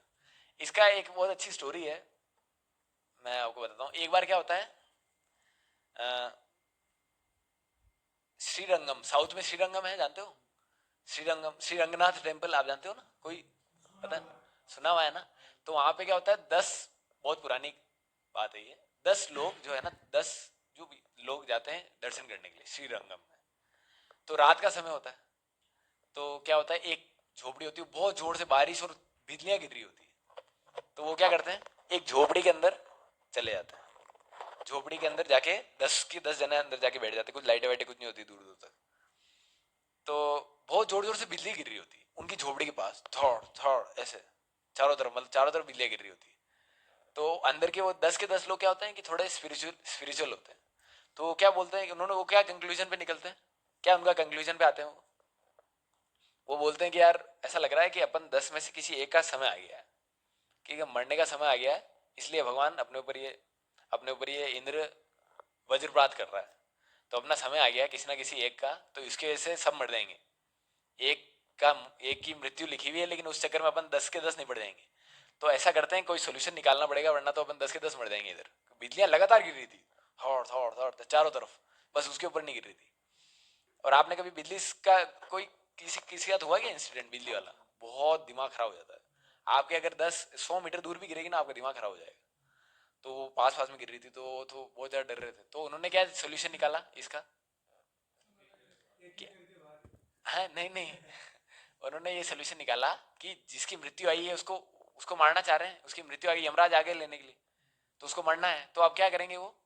उन्होंने क्या निकाला कि हम 10 के 10 जने ना, एक एक करके, सामने झाड़ है मतलब पेड़ है, उसको छू के आएंगे। अगर जैसे मैं गया और मेरा मृत्यु का समय आ गया, तो मैं जाऊंगा तो मेरे पे बिजली गिर जाएगी, नहीं पड़ता, सब बाकी 9 बज जाएंगे, सही है कि नहीं। तो एक एक करके शुरू करते जाना। पहला आदमी जाता है बहुत डरते डरते, पेड़ को छू के आ जाता है, वापस अंदर आके बहुत खुश हो जाता है कि भाई मेरा समय तो नहीं आया, मैं तो बच गया। दूसरा जाता है, तीसरा जाता है, चौथा जाता है, पांचवा, छठा, सातवां, आठवां। आठवां अब जाता है तो उसको डर लगने लग जाता है कि यार क्या होगा अभी, मतलब अब 2 ही बाकी है, प्रोबेबिलिटी लगाता है वो दिमाग में, अब मेरी बारी लग रही है। तो वो भी जाके आ जाता है। नौवा जाता तो उसकी तो पैर कहाँ पर होते, उसको लात मार के बाहर निकालते हैं कि तू जाके आज छू के आ और बिजली कंटिन्यू गिर रही होती है ना। तो वो जाके आता है, तो छू के वापस आ जाता है, वो भी आता है। अब 10वां, इसका तो इसका तो धोती गंदी हो जाती है इसकी, कि अब तो मेरी बारी, अब तो कुछ और, वो हो जाता नहीं, रोने लग जाता है, बहुत हालत खराब होती है, वो लेट जाता है, मेरे को छोड़ दो भाई, मेरे को मत, मेरे मरने वाला हूँ। तो वो क्या करते हैं, उसको टांगा टोली करके बाहर फेंक देते हैं, ठीक है। तो वो जैसे जाता है पेड़ के पास छूने के लिए, छू के वापस आ रहा होता है 10वां आदमी, तो क्या होता है? तो वो है नौ, नौ के ऊपर बिल्ली गिरती है, 9 के 9 मर जाते हैं। तो ये है मृत्यु, है ना। तो मृत्यु जब आती है ना, तो कुछ पता नहीं होता कि क्या डायनेमिक है मृत्यु। हमको लगता है कि एक को मारने की, नहीं भाई ये 9 को मारने की। तो वो जो एक जना जो था अंदर, ये वास्तव में क्या कर रहा होता है? ये प्रोटेक्ट कर रहा होता है, क्योंकि इसका समय नहीं आया हुआ, तो ये मर नहीं सकता। समय से पहले कोई नहीं मर सकता, तो उसका समय नहीं आया, तो वास्तव में ये 9 के 9 जनों को प्रोटेक्ट कर रहा होता है। लेकिन ये लोग क्या करते हैं, 9 के 9 जने उसको ही बाहर उठा के फेंक देते हैं। तो क्या होता है फिर? वज्रपात हो जाता है, मर जाता है ना। तो हम लोग क्या करते हैं, कलयुग के लोग क्या करते हैं जीवन, है ना, ये जो 10वां आदमी जो प्रोटेक्ट कर रहा होता है, जो कृष्ण है, उनको ही बाहर निकाल के फेंक देते हैं। भक्ति तो नहीं चाहिए। अब बताओ अब क्या है? तो क्या होगा फिर दुख तो आएंगे ना, बिजलियां पड़ेगी। अगर आप कृष्ण को अपने जीवन से बाहर निकाल दोगे तो फिर आपको हर चीज का दुख होगा। लेकिन अगर आपके पास कृष्ण है तो आपके जीवन, अगर आपके भाग्य में मृत्यु भी लिखी हुई है तो भी आप उससे बच जाओगे। ये इसका। तो हमको क्या करना चाहिए? प्रयास क्या करना है कि ये जो 10वां आदमी जो है इसको अपने पास रखो, है ना, ताकि बिल्ली नहीं पड़े, है ना। तो ये बहुत अच्छी स्टोरी है, मेरे को लगता है आपको भी पसंद आई होगी। कभी इसको आप किसी को सुनाना अच्छी है। प्रजल्प, प्रजल्प, हाँ क्या हो गया? अत्याहार हो गया। अत्याहार मतलब अति संग्रह है। प्रयास मतलब अति प्रयास नहीं करना, भौतिक, है ना। प्रजल्पो, प्रजल्पो ये तो बहुत ज्यादा क्या बोलते हैं उसको, रिलेवेंट है और बहुत ज्यादा हर जगह दिखता है हमको। प्रजल्प, जल्प का मतलब क्या होता है? दिख रहा है क्या आपको इसमें से? हाँ, जल्प का मतलब होता है बात करना। जल्प का मतलब टॉकिंग। संस्कृत में जल्प का मतलब होता है टॉकिंग। और प्रजल्प मतलब ज्यादा बात करना नहीं, ये नहीं होगा, एक्यूरेट नहीं है। हाँ, फालतू बात करना मतलब यूजलेस बात करना। प्रजल्प मतलब यूजलेस बात करना। तो हमको यूजलेस बात नहीं करनी, ये भी एक तरह से ऑस्टेरिटी ऑफ स्पीच का पार्ट है। हमको यूजलेस फालतू बातें नहीं करनी चाहिए ना। जैसे मैंने वो एग्जांपल बताया था, बेटी शुरू में बेटी बाद में बेटी। तो बात करने से शुरू पहले बेटी आएगी, और सबको पता है कि कोई ना कोई तो जानता होगा, या उस दिन करते भी होंगे, पहले करते होंगे। पहले बेटी बोलेंगे, फिर एंड में सेंटेंस खत्म होने के बाद फिर बेटी। तो ये जो है ये प्रजल यूजलेस। तो इसका सबसे बेस्ट सोल्यूशन क्या है? आपने क्या कहा? ज्यादा बात नहीं करना। ज्यादा बात करो ना, क्या दिक्कत है? भगवान के बारे में करो, है ना। तो वो ज्यादा बात करना समस्या नहीं है। हाँ, अगला सुनना नहीं चाहे तो उससे मत करो ना। तभी तो हमारे पास भक्तों का संग है। भक्त को सुनाओ, वो तो आधी रात को भी तैयार है बात करने के लिए, है ना। तो ये क्या है? प्रजल्प नहीं करना हमको, ये भी भक्ति का विनाश कर देता है। आगे क्या है? नियम आग्रह। नियम आग्रह पता है किसी को? मतलब नहीं, मतलब नियम आग्रह मतलब नियम के लिए नियम को पालन करना। जैसे रोजी आज एकादशी है, तो आज तो बिल्कुल निर्जला रहूंगा और शुद्ध भक्त हूँ क्योंकि मैं, और 64 माला तो करनी है। और पता पड़ा वो सुबह पारण से पहले ही वो हॉस्पिटल में भर्ती हो गया, है ना। तो ये नहीं करना है ना, कि मतलब नियम का पालन करने के लिए मतलब इतना ज्यादा कट्टर हो जाना कि आपकी सेवा छूट जाए, लेकिन आप नियम तो करना ही है पालन। तो नियम वास्तव में क्यों है? नियम वास्तव में क्यों दिए गए? ताकि हम लोग सेवा ढंग से कर पाए। लेकिन हम लोग क्या करते हैं, नियम फॉलो करते करते सेवा ही भूल जाए। नियम है, प्रभु कैसे करूं, मेरा संकल्प है, कि मैं प्रसाद से पहले क्या बोलते हैं, प्रसाद तभी पाऊंगा जब मैं मेरी माला होगी। तो ये मेरा भी संकल्प है, लेकिन इसमें ये संकल्प में मैंने थोड़ा वो रख रखा है, एक गैप रख रखा है। अगर प्रभु जी बोल देते कि नहीं अभी नहीं, आज संकल्प फॉलो नहीं करना, तो मैं नहीं करता हूँ। ऐसा मेरा कम से कम 10 बार हो चुका है कि प्रभु जी ने आ जाओ ना अंदर। ऐसा 10 बार हो चुका है मेरे साथ कि मैंने संकल्प ले रखा है कि मैं क्या है कि दिन का खाना तब खाऊंगा तब मेरी 16 माला हो जाएगी। लेकिन बहुत बार हो चुका है कि सेवाओं में कि मैं नहीं कर पाता हूँ। तो प्रभु जी क्या बोलते हैं कि कोई दिक्कत नहीं, आज आज तोड़ दो संकल्प। लेकिन संकल्प में अब ऐसे देखा जाए तो संकल्प क्या होता है कि कभी नहीं टूटेगा ये। लेकिन क्या करना, सेवा के लिए क्या नियम को भी बेंड करना पड़ता है ना। और एक चीज, और नियमों का हमको देखो सम्मान करना है। ऐसा नहीं कि शास्त्रों में जो नियम दिए उसका सम्मान नहीं करना है, लेकिन हमको ये जानना पड़ेगा हमारा अधिकार है कि नहीं है। जैसे आप में से किसको गाड़ी चलाना किस किस को नहीं आती? कार कार कार चलाना किस किस को नहीं आती? जैसे मान लो आपको कार चलाना नहीं आती है ना, लेकिन आपको कार दी किसी ने, उनको पता नहीं था आपको आती नहीं आती, तो आपको कार दी और बहुत खुश है आपसे, आपको कार दिया, तू जा यार घूम गया। तो आप ठीक है, कार चाबी मिल गया, आप बहुत खुश हो गए। आप क्या करोगे उसको? उसका क्या करोगे आप? अगर मान लो आप चलाने लग गए, आपने चला दिया, आपको कार चलाना नहीं आती, आपने शुरू कर दी कार, और एक तरह से उसको दिखाने के लिए तो ठीक है ले गए सीधा सीधा, उसके ड्रिफ्ट मार दी उसके सामने, और फिर आगे जाके ठोक दी, तो तो क्या होगा? तो ये हादसा हो गया ना, क्योंकि आपको आपको चलाना नहीं आता है, आप उसके अधिकारी नहीं हो, आपके पास लाइसेंस नहीं है ड्राइविंग, फिर भी आपने ड्राइव किया, तो क्या होगा? रेपरकशंस, मतलब उसके क्या बोलते हैं उसको, उसके जो क्या बोलते हैं उसको, दुष्परिणाम आपको भुगतने पड़ेंगे। हाँ, तो आप अधिकारी नहीं हो तो उसको फॉलो नहीं करना है हमको ना, तो अब हम किसी चीज के, हम अगर शुद्ध भक्ति के स्तर पे नहीं है, तो शुद्ध भक्ति वाले हमको नियम भी नहीं लेने चाहिए। जैसे आप देखो क्या, गुड़ा केश प्रभु जी को, हमको किसी को कॉपी नहीं करना है, गुड़ा केश प्रभु जी को देखो 128 माला करते हैं जब, तो अब क्या करना चाहिए हमको? 128 अपन भी नहीं, अब हम एक दिन करेंगे, 2 दिन करेंगे, तीसरे दिन से हमारी एक भी माला नहीं होगी, हमारा ये स्तर है। तो हमको क्या है कि हमारे स्तर के हिसाब से नियमों को लेना चाहिए, और हर नियम को सम्मान करना है, ठीक है, लेकिन ऐसा पागल नहीं बन जाना है कि मैं नियम को ही पालन करूंगा और मैं भक्ति को ही भाड़ में, नियम ही नियम हो गया अभी, है ना, तो नियम आग्रह नहीं करना। अत्याहार प्रयासश्च प्रजल्प नियमाग्रह, आगे जन संघ से, ये कौन से जन है, ये कौन से लोग हैं? भारतीय जनता पार्टी के कौन से हैं? कांग्रेस हाँ, तो ये जन संघ से मतलब अभक्त, जो जो असत है, उन लोगों का संग नहीं करना, जो मतलब जो भक्त नहीं है उनका संग नहीं करना, या जो बिल्कुल भी एकदम विपरीत है, ऐसा नहीं है, हम लोग भी भक्त उस तरह के नहीं है, लेकिन एक तो होता है व्यक्ति बिल्कुल होता है ना एकदम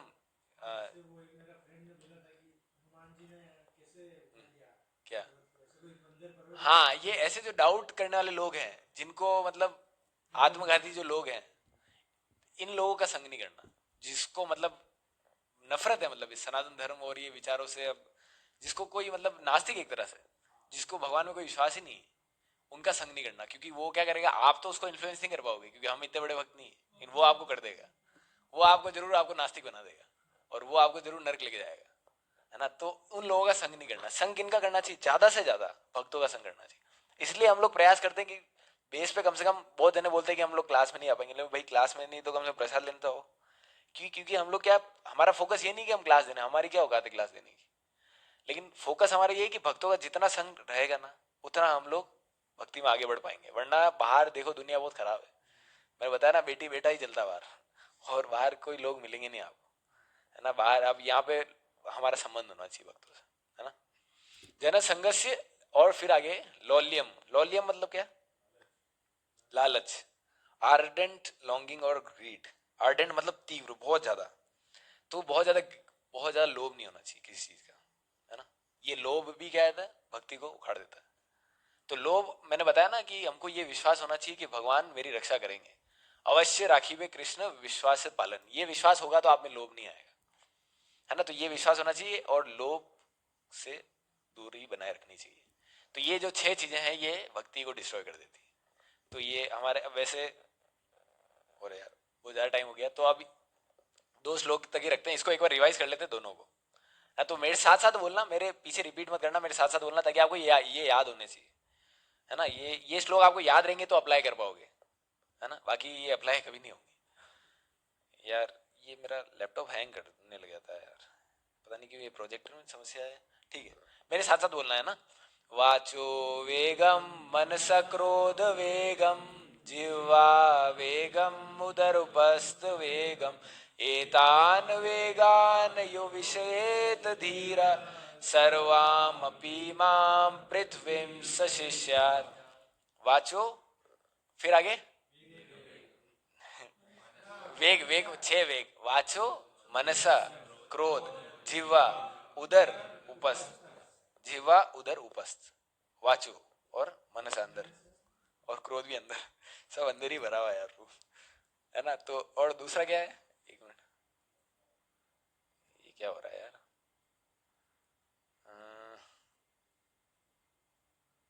आगे क्या, दूसरा, दूसरा ये कौन सी, ये 6 तरीके हैं भक्ति का डिस्ट्रक्शन, है ना। 6 कौन कौन से तरीके? अत्याहार प्रयासश्च प्रजल्पो नियमाग्रह, जनसंगस्य लौल्यम च षड्भिर्भक्तिर्विनश्यति, अत्याहार, अति संग्रह, है ना, प्रयास मतलब ओवर एंडेवर, प्रजल मतलब यूजलेस बातें, नियम आग्रह है ना, समझ गया ना इसका मतलब तो सबका। जन संघस्य मतलब अभक्तों का संग, मतलब नास्तिकों का संग। और छठा लौल्यम मतलब लोभ, लालच। ये 6 चीजें भक्ति को डिस्ट्रॉय कर देती है, भक्ति का जो बीज होता है ना उसको उखाड़ देती है। तो अब मुझे लगता है कि आप लोगों को समझ आया होगा ये दोनों। पहला तो क्या था कि 6 वेग और उनको कंट्रोल करने से हम लोग पृथ्वी पर शिष्य बना सकते हैं, उस स्तर तक जा सकते हैं हम। दूसरा क्या है कि अब भक्ति का विनाश किन चीजों से होता है, 6 चीजों से। और इसके बाद क्या आएगा, तीसरा हम कर नहीं रहे, इसके बाद तीसरा क्या आएगा, 6 चीजें, हाँ 6 चीजें जिससे भक्ति को बड़ा कह सकते हैं। ये चीजें प्रोटेक्ट करने की है कि हमको पता पड़ेगा कि ऐसे डिस्ट्रॉय होती तो ही प्रोटेक्ट कर पाएंगे, फिर आगे बढ़ाएं। तो नेटर ऑफ इंस्ट्रक्शन बहुत ज्यादा प्रैक्टिकल, बहुत ज्यादा प्रैक्टिकल ग्रंथ है। तो इसको हम आगे तो भगवद गीता का सेशन होगा, प्रभु जी को होपफुली बुलाएंगे अपन, उसके बाद अपन इसको कंटिन्यू करेंगे, है ना। तो अब आज राधा अष्टमी है, तो राधा रानी के बारे में थोड़ी चर्चा करेंगे। तो राधा रानी का जो प्राकट्य हुआ उस बारे में थोड़ी बात करेंगे। तो ये राधा रानी आ गई ना, ठीक है। तो राधा रानी का प्राकट्य कैसे हुआ, किसी को स्टोरी पता है? हाँ वो रो, रोम से, हाँ हाँ हाँ हाँ हाँ हाँ, ठीक बात है, बिल्कुल सही बात। लेकिन जब भगवान यहाँ पे जब लीला करने आते हैं तो राधा रानी का आविर्भाव कैसे होता है? जैसे ऐसा है कि वृषभानु महाराज जो राधा रानी के पिताजी हैं, और कृष्ण के पिता कौन है, नंद महाराज, ये आपस में बहुत अच्छे दोस्त हैं, है ना। तो इन दोनों की बहुत ज्यादा घनिष्ठ मित्र हैं दोनों, और दोनों मतलब राजा हैं एक तरह के। मतलब जैसे नंद महाराज कहाँ के राजा है, गोकुल के, और वृषभानु महाराज रावल के, रावल, रावल जो है गोकुल के पास है, रावल वहाँ के राजा।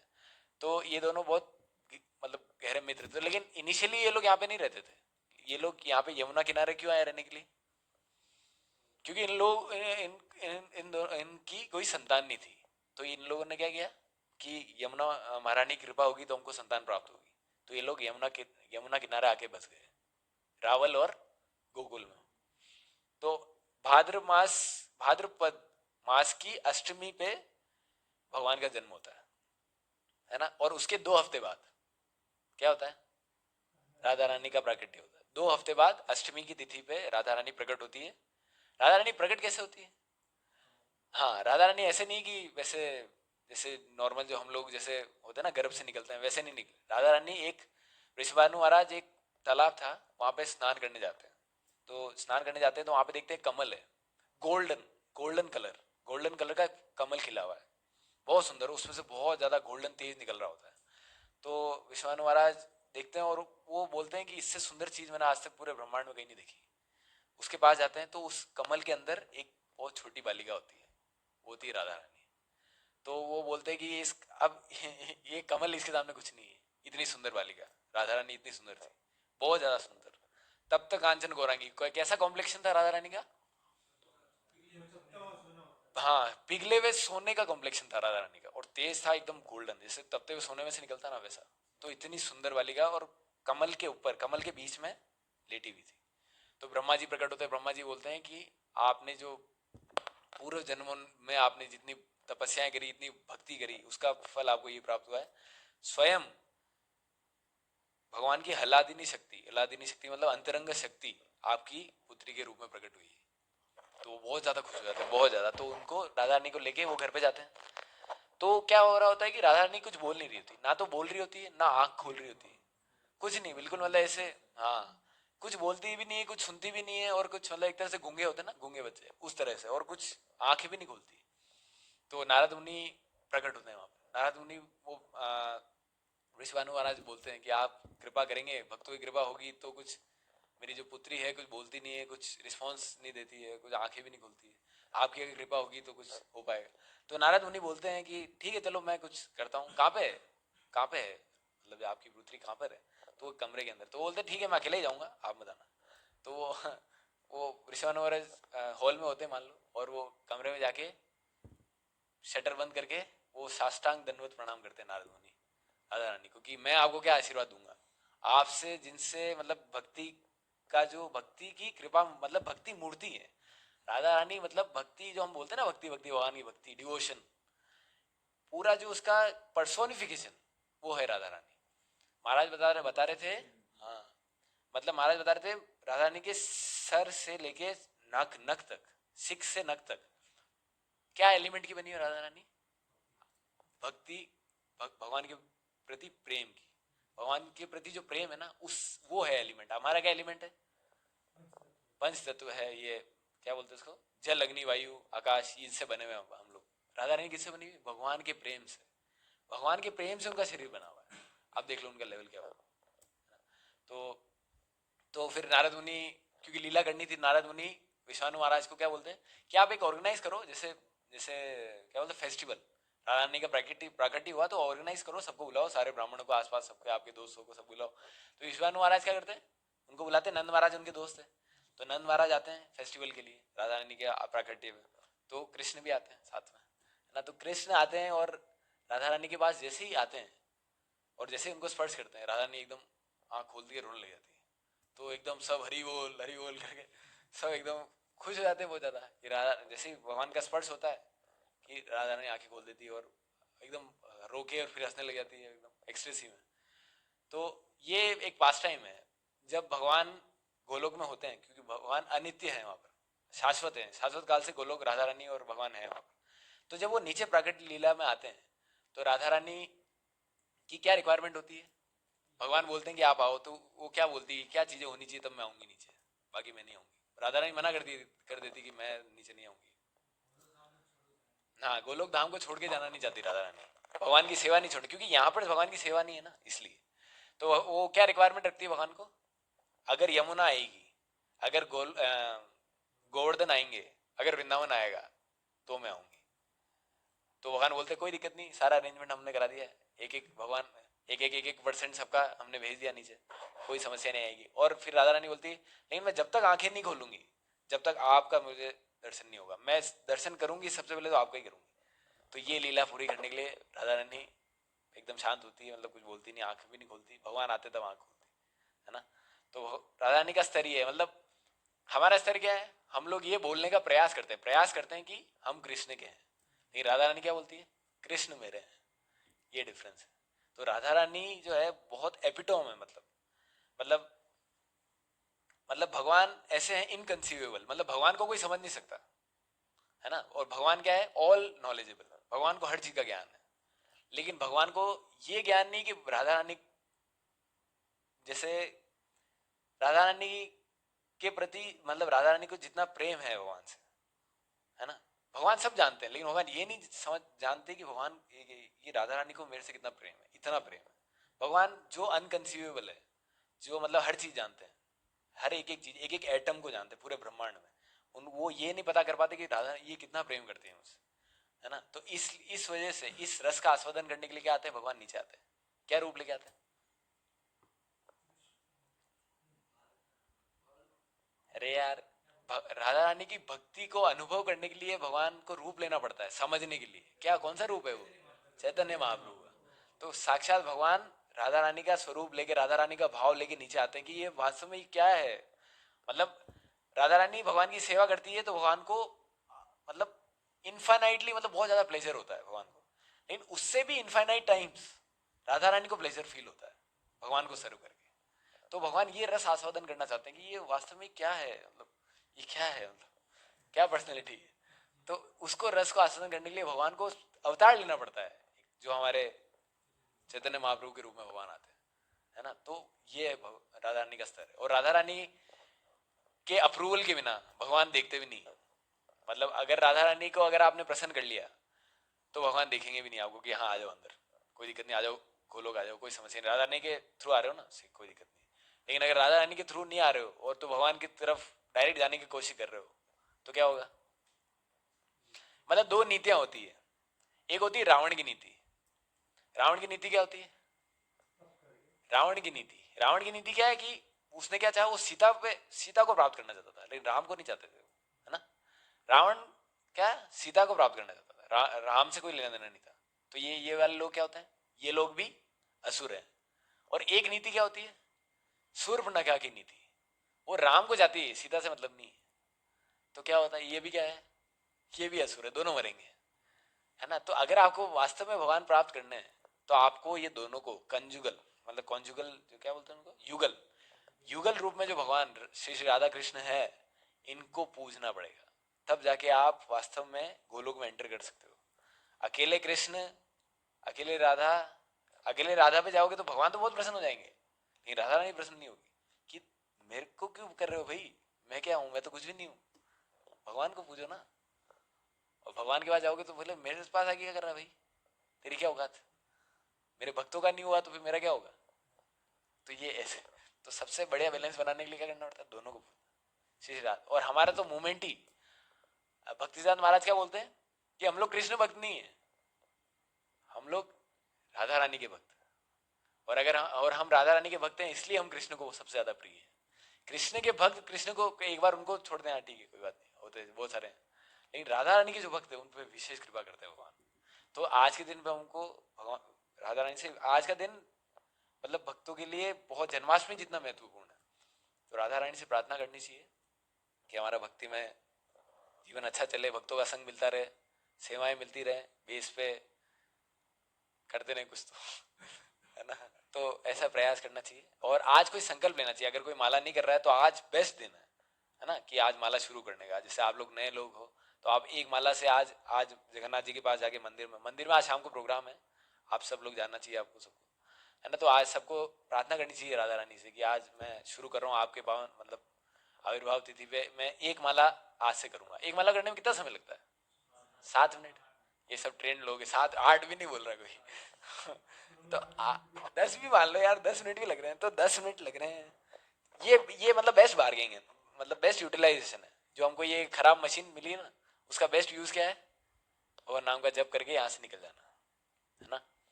प्रभुपाद जी बोलते थे best use of the bed bargain.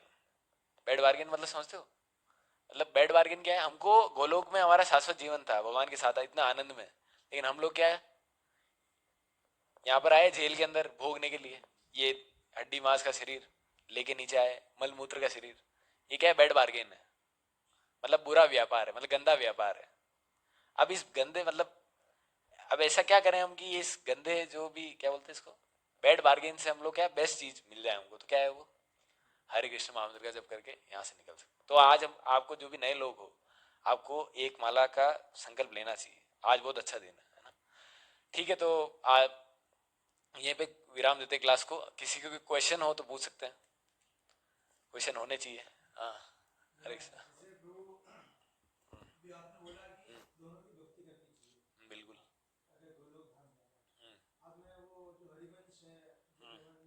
Premanand जी है। अरे यार आप कंट्रोवर्शियल बातें मत करो। हाँ ठीक है बोलो। मेरा मतलब वो है कि ऐसा क्यों करते हैं भगवान की अलग अलग संप्रदाय बनाए लोगों को कंफ्यूज करने के, मतलब मेरा नहीं पता बट ऐसे मतलब मैंने देखा हुआ है कि अपने जो सनातन में है तो ये नई जेन जी कंफ्यूज हो जाती है कि वो ये बता रहे वो ये बता रहे वो ये बता रहे, उनके क्या जो मुस्लिम होते हैं उनके एक ही है कुरान, वो है बस, उनके कोई संप्रदाय नहीं, मतलब एक ही है तो वो उससे संगठित भी रहते हैं। मेरे को जितना लगा बिल्कुल सही है, बिल्कुल सही बात है आपकी। इससे ज्यादा संगठित ना उनके ऐसे कंट्रोवर्सी भी नहीं होती, वो चीज समझते रहते हैं। तो एक चीज आपने बोला था कि एकादशी के ऊपर अन्न के अन्न में पाप होता है और जो हरिवंश के होते हैं वो एकादशी नहीं, बिल्कुल सही बात है। और उस टाइम तिलक प्रभु ने बोला था इसलिए पूरा जो लोग एकादशी नहीं करते वो नरक जाएंगे, तो वो उन पे भी लागू होता है। देखो ऐसा है ना, सबसे पहले तो मैं हर जगह की तो बात नहीं करूंगा, मैं केवल वो बात करूंगा जो प्रमाणिक है। प्रमाणिक क्या है, 4 संप्रदाय। 4 संप्रदाय कौन से हैं, श्री संप्रदाय, ब्रह्म संप्रदाय, रुद्र संप्रदाय और कुमार संप्रदाय। कुमार संप्रदाय वाले कौन है, जो जो निम्बार्क आश्रम अपन देखते हैं ना, ये लोग कुमार। हाँ? हरिदास जी। हाँ। निम्बार्क आश्रम वाले अभी यार मैं ऐसे कैसे, मेरे को खुद निम्बार्क आश्रम देखो, जो वैष्णव 4 संप्रदाय है ना, भगवान बोलते हैं ये 4 तरीके से अगर मेरे पास आते हो ना तो श्योरिटी है मेरे पास आ जाओगे, इसके अलावा मैं गारंटी नहीं लेता हूँ। शंकराचार्य जो है ये मायावाद है, मायावाद। तो ये क्यों आया मैं आपको बताता हूँ, अलग अलग फिलोसफी क्यों है। भगवान बुद्ध के समय, भगवान बुद्ध का अवतार क्यों होता है? क्योंकि लोग क्या, कलयुग के जो वशीभूत हो गए, ये ब्राह्मण क्या करने लगे थे, श्लोकों का, जो शास्त्रों का गलत इस्तेमाल करके बलि करने लगे थे। बलि बलि बहुत चलने लग गई थी कि काली माता को बलि चढ़ाओ, हाँ बलि चढ़ाओ, मांस खाओ और नशा करो, कोई दिक्कत नहीं है, क्योंकि ब्राह्मण करप्ट हो गए थे। तो ब्राह्मण करप्ट होने से क्या होता है, अगर आपका सर करप्ट हो जाएगा तो क्या होगा, पूरा शरीर करप्ट हो जाएगा। तो ब्राह्मण क्या है, सोसाइटी के सिर है, वो करप्ट हो गए तो क्या, पूरा समाज करप्ट हो गया। तो अब इसको काउंटरएक्ट करने के लिए क्या, भगवान को अवतार लेना पड़ा बुद्ध रूप में। भगवान आगे बोलता है, शास्त्र वास्त्र कुछ कुछ सब बेकार है, शास्त्र वैसे जैसी कोई चीज नहीं होती है, सब गलत है, सबने किसी ने पेड़ के नीचे बैठ के लिख दिया, जैसे आजकल लोग बोलते हैं, है ना। और सबसे बेस्ट क्या है, अहिंसा परमो धर्म। अहिंसा का पालन करोगे वो ही आपका परम धर्म है, और वो ही आपको मुक्ति देगा। एनलाइटन कर सकते हैं, लेकिन भगवान देखो, भगवान ऐसा नहीं है कि गन पॉइंट पे किसी को भक्त बनाए। भगवान चाहे तो एक चुटकी के अंदर, इच्छा मात्र से सारे ब्रह्मांड को भक्त बना सकते हैं। सही बात है कि नहीं, भगवान हर एक के हृदय में। लेकिन भगवान ये नहीं चाहते कि एक फोर्सफुली, भगवान नहीं चाहते। भगवान चाहते हैं कि ये मेरे तरफ आगे हो गया, ये भगवान का नेचर है। अगर आप किसी से प्रेम करते हो तो आप ये तो ना चाहोगे मैं गन बंदूक रख के उसको बोलूँ आई लव यू बोल, ये तो फिर वो जिहाद हो जाएगा, ये तो अलग डायरेक्शन में जा रहे हो आप। तो भगवान भी ये चाहते हैं कि ये मेरी तरफ आगे हो गया है। लेकिन एक कदम अगर कोई रखता है तो भगवान फिर 1,00,000 कदम रखते हैं, है ना। तो ऑफ टॉपिक हो गया है, क्या पे थे अपन, हाँ संप्रदाय पे। तो भगवान, ये 4 संप्रदाय हैं, तो 4 संप्रदाय, 4 वैष्णव संप्रदाय। तो उसके बाद हाँ क्या, बुद्ध भगवान है। बुद्ध ने क्या किया कि, बुद्ध भगवान ने क्या किया कि कुछ शास्त्र नहीं होते, सब खत्म, कुछ नहीं है, केवल अहिंसा परमो धर्म। फिर क्या, फिर अब इसको बैलेंस करने के लिए, क्योंकि धीरे धीरे शास्त्रों पे तो लाना पड़ेगा ना, शास्त्रों पे नहीं चलेंगे तो फिर क्या होगा, कैसे जाएंगे वो ऊपर, कैसे सब। तो फिर क्या आता है, फिर आते हैं शंकराचार्य। शंकराचार्य कौन है, आदि शंकराचार्य कौन है, ये साक्षात शिव जी हैं। शिव जी आते हैं, क्या बोलते हैं, क्या देते हैं इस फिलोसफी, मायावाद। उसको बोलते हैं हम लोग मायावाद फिलोसफी। क्या बोलते हैं कि हम लोग सब भगवान, अहम ब्रह्मास्मि, कि आप जो हो आप ही भगवान हो। ये फिलोसफी देते हैं कि बहुत लोग बोलते हैं ना कि मतलब हम लोग एक हो जाएंगे भगवान से, मतलब ऊपर जाके सब लोग एक हो जाएंगे लाइट में, भगवान एक लाइट है, उसमें जाके आत्मा परमात्मा में मिल जाएगा, आत्मा परमात्मा में लीन हो जाएगा। तो ये मायावाद फिलोसफी है। तो वो ये आके देते हैं, क्योंकि क्योंकि आप बोलोगे अभी डायरेक्ट भक्ति का क्यों नहीं बताया, क्योंकि लोगों का स्तर नहीं था। स्तर धीरे धीरे उठाना पड़ता है लोगों का। ऐसा तो नहीं कि एक लोग को समझाना है, पूरा समाज को अगर आपको चेंज करना होता है, पूरे पृथ्वी को, तो आपको धीरे धीरे उठाना पड़ेगा। वैसे ही अलग अलग धर्म है, उसी बेसिस पे अगर आपने कोई डिवाइस लिया हो तो आपको पता पड़ेगा कि ये मुसलमान क्यों है, क्रिश्चियन क्यों है, आपको समझ में आएगा। लेकिन अगर किसी को डाउट है तो अलग से पूछ लेना। तो उन लोगों को उठाने के लिए मायावाद फिलोसफी दी। उसके बाद उसका मायावाद फैल गया, सब लोगों को विश्वास हो गया कि शास्त्र हैं। अब उसके बाद क्या होता है, फिर आते हैं मध्वाचार्य। वो आके क्या देते हैं, भक्ति, भक्ति की फिलोसफी देते हैं, है ना। वो फिर शास्त्रों को सही वे में इंटरप्रेट करते हैं। फिर ये 4 संप्रदाय जो है ना, कौन कौन से 4 संप्रदाय, श्री रुद्र कुमार और ब्रह्म, ये 4 संप्रदाय जो है ना, ये चारों वैष्णव संप्रदाय है। ये भगवान कृष्ण, भगवान विष्णु की आराधना करना, है ना। तो इनके थ्रू आप जाओगे तो बाहर निकल जाओगे। इनके अलावा जो भी है ना, अब देखो मैं ये नहीं बोलूंगा कि प्रेमानंद जी के महाराज के बारे में मैं ये नहीं बोलूंगा, क्योंकि मैं इनका मेरे को संप्रदाय पता नहीं। देखो है ना, मेरे को संप्रदाय मेरे को वास्तव में नहीं पता है, वास्तव संप्रदाय मेरे को उनका पता है, निकुंज, हाँ ये देखो है ना, ये व्रज के कौन सा संप्रदाय में कुछ इस पे मैं, लेकिन है ना देखा जाए तो उनकी फिलोसफी थोड़ी डेविएटेड है। अगर मैं नहीं बोल रहा हूँ, ये आचार्य बोलते हैं कि उनकी फिलोसफी थोड़ी डेविएटेड है, क्योंकि वो उन्होंने एक स्टेटमेंट में ये बोल दिया था कि जो जीव है ये भगवान, ये वो बन सकता है, परमात्मा बन सकता है। आपको बताऊंगा, वीडियो मेरे पास है नहीं, आप कभी देखना, कि वो बोलते हैं कि ये जो जीव है यही ऊपर जाके भगवान बन जाता है। एक बार उन्होंने एक उसमें उनकी चलती है ना रिकॉर्डिंग्स, उन्होंने ये बोला है। तो इसलिए उनकी थोड़ी फिलोसफी, लेकिन मैं उनके बारे में पूरा प्रॉपर्ली बता नहीं सकता, क्योंकि मेरे को भी पता नहीं है, इसलिए बताना नहीं चाहिए, किसी संत के बारे में से बोलना नहीं चाहिए। लेकिन है ना, बस आप इतना दे के चलो कि ये 4 संप्रदाय में है कि नहीं है कोई। जैसे पुंडरीक गोस्वामी आप जानते हो, तो वो श्री पुंडरीक जी, तो वो अब हमारे संप्रदाय के ही है। हाँ, इसको इस्कॉन संप्रदाय नहीं है भाई, हमारा इस्कॉन तो एक सोसाइटी है, ताकि सारा संघ है एक इस्कॉन, जैसे एक आरएसएस है ना संघ, वैसे इस्कॉन एक संघ है। लेकिन हम लोग किसके संप्रदाय, किन संप्रदाय में आते हैं? ब्रह्म में भी ब्रह्म मध्व, ब्रह्मा जी के लाइन के अंदर माधवाचार्य आए, माधव मध्व गौड़ीय, गौड़ीय मतलब माधवाचार्य के बाद चैतन्य महाप्रभु आए, साक्षात भगवान आए, उस लाइन के अंदर है हम लोग। तो हमारा ऑथेंटिक संप्रदाय है। इसी संप्रदाय के अंदर पुंडरीक गोस्वामी आते हैं। बहुत ट्रिब्यूटरीज हैं, मैं कह रहा हूँ ना, बहुत ज्यादा। इसलिए तो हम लोग को ऐसे जज नहीं करना चाहिए। नहीं नहीं, मतलब ऐसे हम लोग, इसलिए तो इसलिए इसलिए हम लोग, हाँ,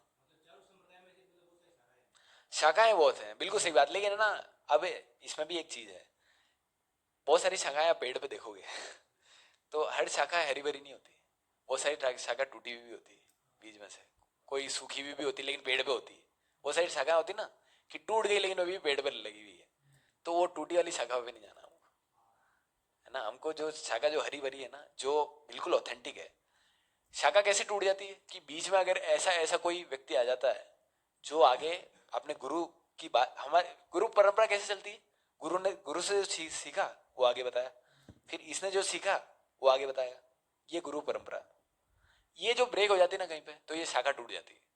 तो हर शाखा ऐसी नहीं है कि आपको लगा कि ऐसे जैसे 10 शाखाएं हैं तो 10 की 10 किसी में भी चले जाओ बेस्ट, ऐसा नहीं होता है ना। तो वो ये बहुत ज्यादा एनालाइज करने की जरूरत है। तो हम, भगवान की बहुत कृपा है कि हम लोग, हमको भक्तों का संग प्राप्त हुआ, डायरेक्ट हम लोग ऐसे प्रामाणिक संप्रदाय में आए। बाकी आप राधानाथ महाराज की स्टोरी देख लो, अमोघलिया प्रभु की स्टोरी देख लो, कभी सुनना उनसे, आपको पता पड़ेगा वो कितनी जगह घूम के आए। हाँ, और हाँ क्या बोल रहे थे? हाँ ऋत्विक, अब मैं वही तो कह रहा हूँ। अब देखो, इस्कॉन प्रभुपाद जी ने शुरू किया, प्रभुपाद जी के अंडर भी एक और उप संप्रदाय आ गया, देख लो कितना खतरनाक है। मतलब कितना रेयर है, एक तरह से भक्ति करने वाला आदमी भी पागल हो जाए कि मैं जाऊं किधर, है ना। क्या प्रभुपाद जी के अंडर भी दो हो गए, और तो वो नहीं नहीं, ऋत्विक ये फिलोसफी है कि प्रभुपाद ही गुरु हैं, उसके अलावा और कोई गुरु नहीं है। मतलब जैसे हम लोग अब दीक्षा लेंगे तो किससे लेंगे, हम दीक्षा लेंगे तो किससे लेंगे, प्रभुपाद जी से। अब प्रभुपाद जी के बाद ऐसा कोई भी नहीं आया आचार्य जिसके अंदर कैपेसिटी हो हमको हमको हम हमारा हमारा गुरु बनने की कैपेसिटी केवल प्रभुपाद जी में, उसके नीचे किसी की औकात नहीं है हमारा गुरु बनने की। ये ऋत्विकवाद, भारी वैष्णव अपराध ऋत्विकवाद। मतलब उसके अंदर कोई है तो उनके लिए प्रार्थना करनी चाहिए कि प्रभु इतना पास आके भी कहाँ पे जा रहा है।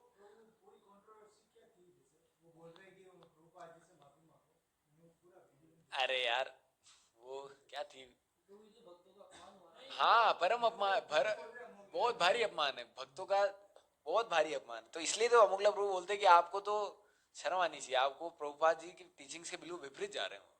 मतलब उनको क्या लग रहा है प्रभुपाद जी को, मतलब ऐसे मतलब गुरु समझ के वो बहुत ज्यादा, मतलब प्रभुपाद जी बहुत कृपा कर रहे होंगे बहुत। एक तरह से वो ये कह रहे हैं कि प्रभुपाद जी में इतनी कैपेसिटी नहीं है कि आगे वो कोई शुद्ध भक्त बना पाए।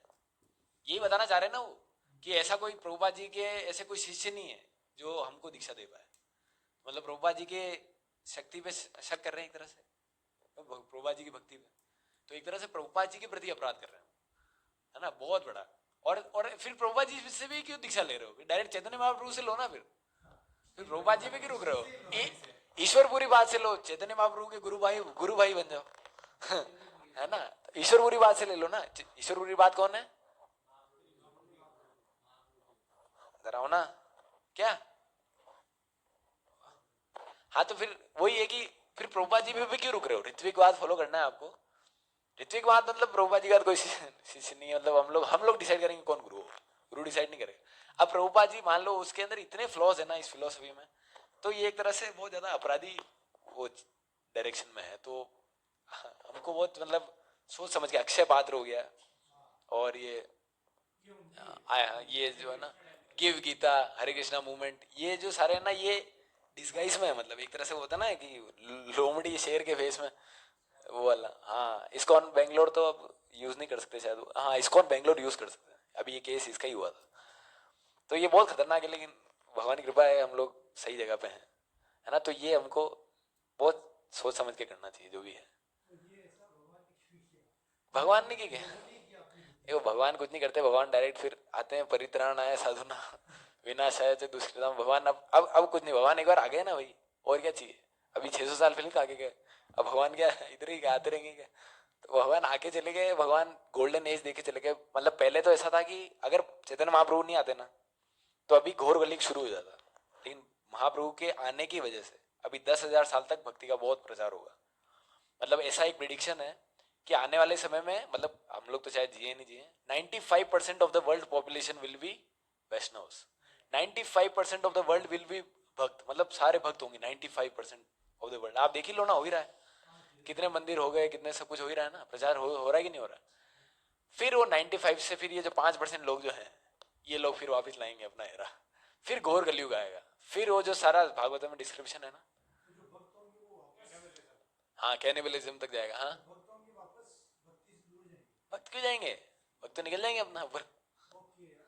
वो जो 5% वापस प्रचार कर देंगे ना अपना, अपनी फिलोसफी का कि भगवान नहीं होते कुछ, भगवान क्या होता है, खाओ पियो मौज करो, जिंदगी ना मिलेगी दोबारा, वो वाले लोग वो बराबर कर देंगे वापस, है ना? तो वैसा होगा। तो अभी हम लोग बहुत अच्छे पीरियड में आए हैं, कलयुग का अभी संध्या है, मतलब कलयुग का मतलब क्या, अभी कलयुग का शुरुआत है, तो भी इतनी हालत खराब हो रही देख लो आप। तो फिर तो बाद में देखो तो सही समय पे निकल जाना चाहिए यहाँ से, है ना? और कुछ प्रश्न है किसी का?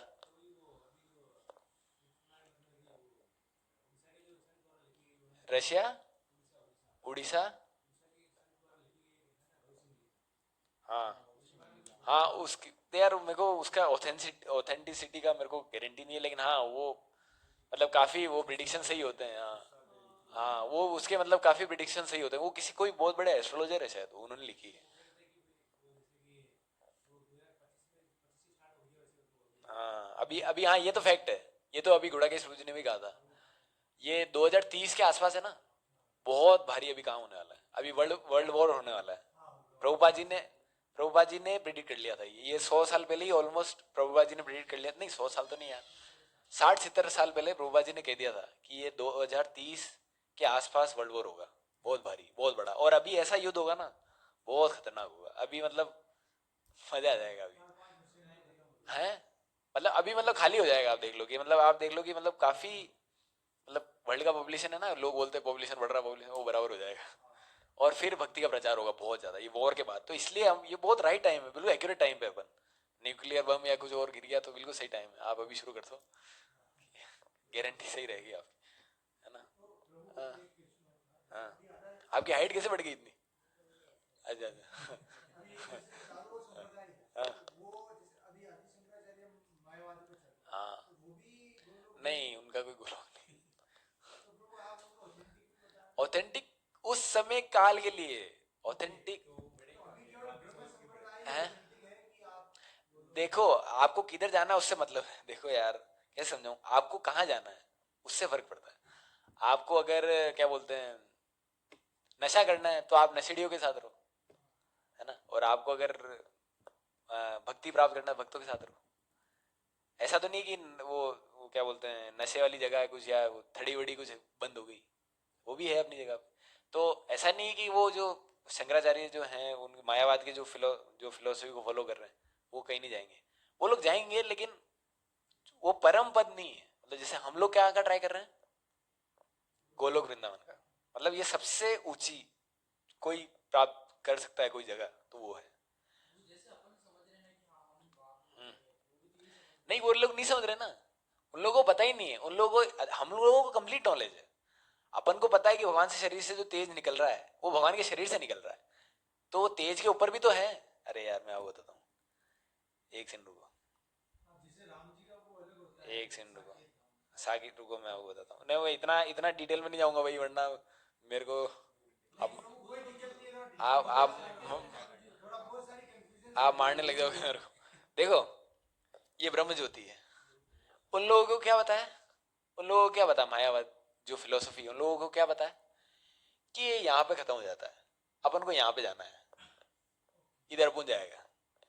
तो ये ब्रह्म ज्योति है, उनको यही पता है कि ये जो एक लाइट है उसके अंदर आत्मा परमात्मा में विलीन हो जाता है। लेकिन हमको क्या पता है कि भाई इसके ऊपर बहुत कुछ है, इसके ऊपर अभी ये क्या, एक सेकंड, इसके ऊपर ये ऊपर क्यों जा रहा है? हाँ, इसके ऊपर अभी बहुत कुछ पड़ा है। इसके ऊपर कैलाश धाम आता है, सदाशिव जहाँ पे रहते हैं। इसके ऊपर वैकुंठ लोक शुरू होते हैं, उसके अंदर वैकुंठ लोक में भी अलग अलग रसों के हिसाब से धाम होते हैं। और अपन कहाँ जाना चाह रहे हैं? गोलोक वृंदावन। तो हमको कंप्लीट नॉलेज है, समझ रहे हो ना? आप उनको, बस ये डिफरेंस है। आप है ना, वो उनको लगता है उनके हिसाब से वो बेस्ट है, ठीक है, उनको लगता है लगने दो, लेकिन वो गलत तो नहीं हो जाएगा, साथ से तो गलत नहीं हो जाएंगे, है ना?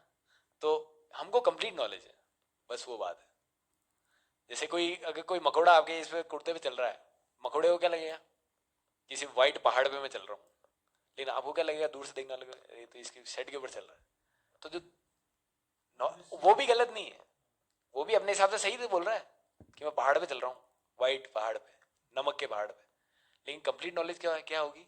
ये रुद्र बोलेंगे उसको, मकोड़े को, मूर्ख ये तो शर्ट है एक, है ना? तो ये डिफरेंस है, समझे? और कुछ टिप्पणी? ये तो आप दोनों में घूम रहा है और कुछ नहीं है क्या कोई? 2 वर्ष बड़ी है?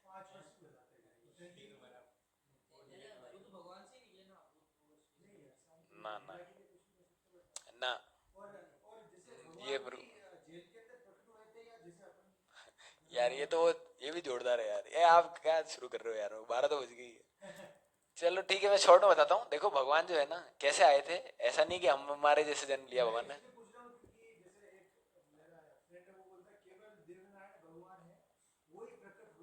हाँ, बाकी सब झूठ है। हाँ, प्रकट देखो, भगवान का गर्भ से जन्म नहीं हुआ है। हम, भगवान का जन्म कैसे हुआ मैं बताता हूँ। भगवान का ऐसा नहीं है कि हमारा जो स्त्री पुरुष के संग से जो उत्पन्न होता है, वैसा नहीं हुआ है। अरे भाई, है ना? तो ऐसा उत्पन्न नहीं हुए भगवान। भगवान कैसे उत्पन्न हुए? भगवान वासुदेव जी जो हैं, वसुदेव जी, उनके चित्त में पहले आए भगवान, हृदय में।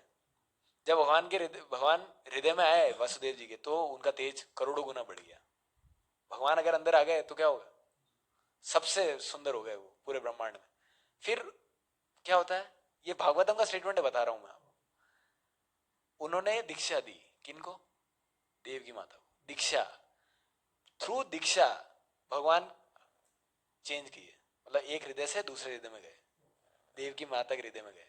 तो यहाँ पे हमको पता पड़ता है दीक्षा का कितना महत्व है। जब तक आप दीक्षा नहीं लोगे किसी गुरु से, गुरु के हृदय में भगवान है, तब तक आपके हृदय में भगवान नहीं आएंगे। तो आपको दीक्षा लेनी पड़ेगी, गुरु को स्वीकार करना पड़ेगा। तो ये भगवान खुद अपनी लीला से, मतलब जन्म लीला से बताते हैं। तो जब दीक्षा हुई तो भगवान देव की माता के हृदय में आए। फिर हृदय से क्या हुआ? वो भी करोड़ों गुना तेजमयी हो गई, देव की माता बहुत सुंदर हो गई। फिर जब वो हृदय में आए, हृदय से फिर वो गए, और गर्भ से भी ऐसे नहीं निकले, गर्भ से डायरेक्ट बाहर आ गए। मतलब ऐसे नहीं कि काट छीर फाड़ हो गया। फिर हाँ, फिर वो क्या बोलते हैं इसको, चतुर्भुज रूप में आए। जब आप बोलते हैं ना देव नारायण, तो चतुर्भुज रूप में कवच कुंडल पूरा एकदम यूनिफॉर्म के साथ भगवान। और फिर देवताओं ने स्तुति की, मतलब पहले करी थी, उसके बाद भगवान प्रकट हुए। फिर यहाँ से फिर माइग्रेट हुए भगवान। कैसे हुए? वो नंद महाराज से, मतलब ये वासुदेव जी लेके गए, ऐसे हुए। तो ये पूरी लीला है, तो ऐसे हुआ। और कुछ? हाँ, तीन भाई, तीनों ही तो भाई बोलो बोलो।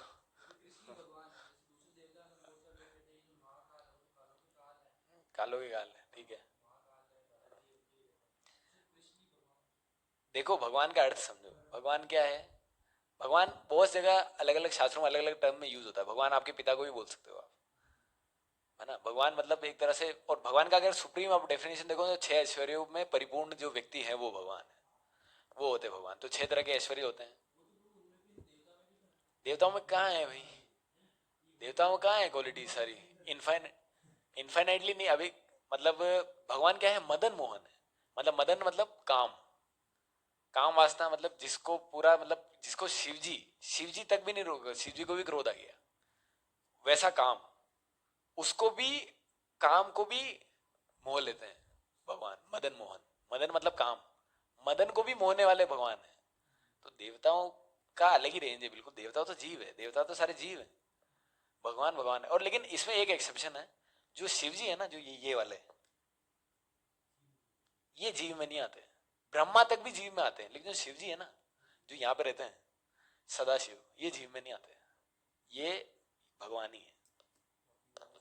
बाकी जो नीचे वाले जो शिव हैं, वो महाकाल के रूप में अपन बोलते हैं उनको। वो भौतिक जगत के, अरे यार आप लोग क्या लोग नए वाले लोग बोलेंगे, तो जो भौतिक जगत के जो देव है ना, वो है महाकाल। मतलब उनको एक तरह से भगवान बोला गया है वो जगह पे। शिव पुराण आप देखो, उनको भगवान ही बोला गया, क्योंकि ये इस प्रकृति की बात कर रहा है, भौतिक प्रकृति की बात हो रही है। हाँ? अरे यार, हाँ, ये क्या होता है, तीन तरह के विष्णु होते हैं। तीन तरह के विष्णु होते हैं। सबसे पहले तो देखो यार, मैं आपको बता, मैं को रुको एक सेकंड। यहाँ से भगवान के लेफ्ट पार्ट से, सबसे पहले राइट पार्ट से बलराम जी प्रकट होते हैं, ठीक है। लेफ्ट पार्ट से राधा रानी प्रकट होती है गोलोक के अंदर ऊपर, है ना। बलराम से अब कुछ नहीं, राधा रानी के आगे तो सारे एक्सपांशन लक्ष्मी हो जाएंगे राधा रानी के थ्रू, और बलराम से शुरू होती है साइकिल। बलराम से मैं इतना नहीं बताऊंगा डिटेल में। बलराम से क्या होता है, डायरेक्ट प्रकट होते हैं गर्भोदक्षाई विष्णु, कारणोदक्षाई विष्णु। ये कारणक सागर होता है, कारणक सागर है पूरे ब्रह्मांड। अब ये भौतिक जगत है, ऊपर हो गया आध्यात्मिक जगत, उसमें भी बहुत सारे एक्सपांशन है, लेकिन अब इतना नहीं जाएंगे। भौतिक जगत के अंदर कारणोदक्ष सागर होता है, कारणोदक्ष सागर। उसके अंदर योग निद्रा में कारणोदक्षाई विष्णु लेटे हुए हैं। उनके रोम रोम से, जितना आपके शरीर में जितने बाल है ना, उतने रोम जैसे होते हैं ना, एक सांस जब वो छोड़ते हैं ना, तो हर एक रोम में से अनंत कोटि ब्रह्मांड प्रकट होते हैं। हर एक रोम में से एक ब्रह्मांड निकलता है। एक ब्रह्मांड ये दिख रहे हैं ना आपको, छोटे छोटे ऐसे। अब एक ब्रह्मांड की बात कर रहे हैं अपन। ये तो हो गया कारणोदक्षाई विष्णु में, कारणोदक्ष सागर में कारणोदक्षाई विष्णु। अब एक ब्रह्मांड को आपने उठाया, अनंत कोटि ब्रह्मांड है, अब एक ब्रह्मांड को उठाया, ये कारणोदक्षाई विष्णु वापस एक और एक्सपांशन करते हैं, ये एक ब्रह्मांड है ना, इसके अंदर ये है गर्भोदक्षाई विष्णु। अब एक हर एक ब्रह्मांड के अंदर, हर एक ऐसे अनंत कोटि ब्रह्मांड है, हर एक ब्रह्मांड के अंदर विष्णु जाएंगे। गर्भोदक सागर है नीचे, हर एक ब्रह्मांड के अंदर एक बॉल मान लो आप, उसके नीचे सागर है, उसके नीचे जाके लेट जाएंगे। वो आपने देखा होगा, ये विष्णु पुराण वो अपने सीरियल में आता है, जो अनंत शेष पीछे लेटे होते हैं, लक्ष्मी जी पैर दबा रही होती है, वो गर्भोदक्षाई विष्णु है। उनकी नाभि से कमल खिलता है और ब्रह्मा प्रकट होते हैं।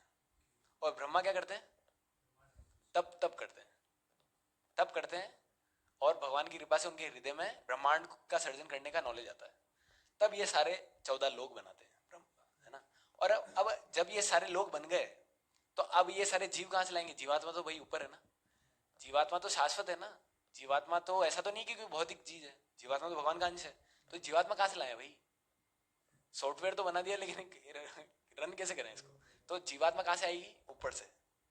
जो ये जो अपराधी जैसे हम लोग जैसे है ना, भगवान से जो ईर्ष्या रखने वाले, अलग स्वतंत्र इंजॉय करने वाले, उन लोगों को वाया, वाया ये मीडियम है, ट्रेन एरोप्लेन ये होता है ना, वाया वाया शिव जी के थ्रू अंदर भेजा जाता है ना। तो शिव जी के थ्रू अंदर हर एक अपने अपने कर्मों के हिसाब से, ऊपर नीचे रसातल तलातल सुतल भूलोक स्वर्ग, अलग अलग जगह पे उनको उनको जन्म दिया जाता है। लेकिन हर एक जीव के साथ एक और भगवान अंदर आते हैं, एक और साथ में आते हैं भगवान। पहला क्या है, कारणोदक सागर में कारणोदक विष्णु, फिर गर्भोदक सागर में गर्भोदक विष्णु। उन्होंने पूरा ब्रह्मांड बना लिया, एक ब्रह्मांड के अंदर 14 लोग बन गए। अब जो जीव है ना, हर एक इंडिविजुअल जीव के साथ, हर एक एटम के अंदर फिर भगवान वापस आते हैं। तीसरा एक्सपांशन शिरोदक्षय विष्णु, उनका कैसे समझो, ये रहे शिरोदक्षय विष्णु है, शिरोदक्षय विष्णु जो हम बोलते हैं ना परमात्मा, वो परमात्मा है शिरोदक्षय विष्णु।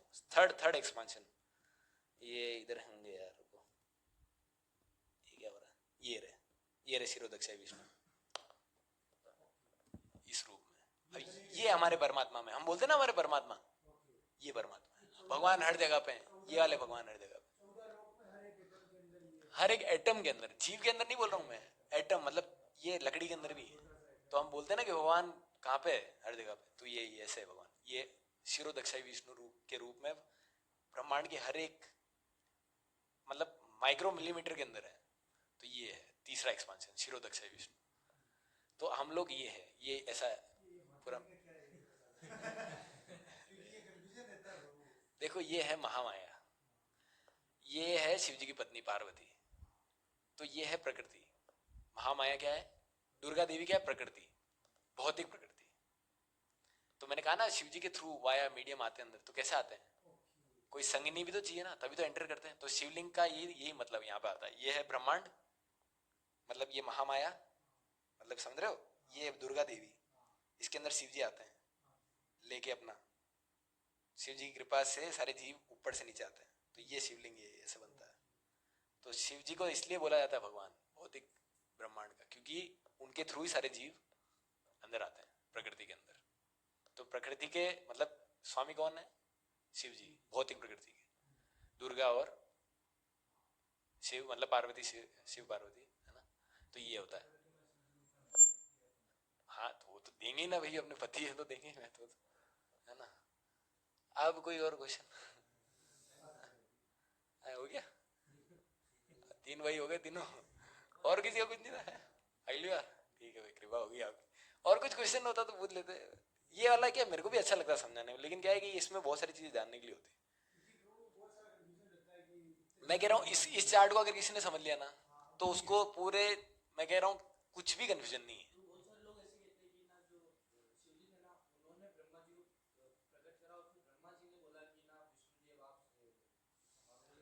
ये नहीं नहीं, ऐसा नहीं होता। शिव ब्रह्मा जी के नहीं नहीं, ऐसा कुछ नहीं हुआ है। ब्रह्मा जी से प्रकट होते शिव जी। कौन से वाले शिव जी? ये वाले शिव जी तो शाश्वत हैं ऊपर, ये वाले ये महाकाल रूप में ये प्रकट होते ब्रह्मा जी से। रुद्र भी 11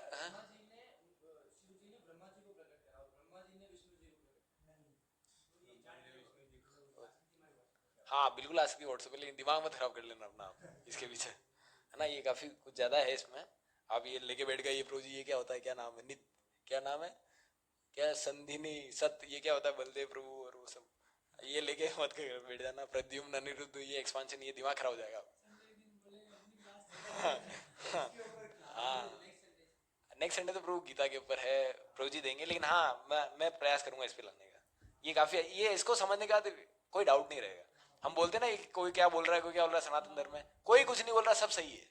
लेकिन उनको नॉलेज अपना अपना स्तर का ही है। किसी को स्वर्ग तक ही नॉलेज है तो स्वर्गीय लगा देते हैं। ये भी तो पता होना चाहिए भाई, नर्क भी तो जा सकता है।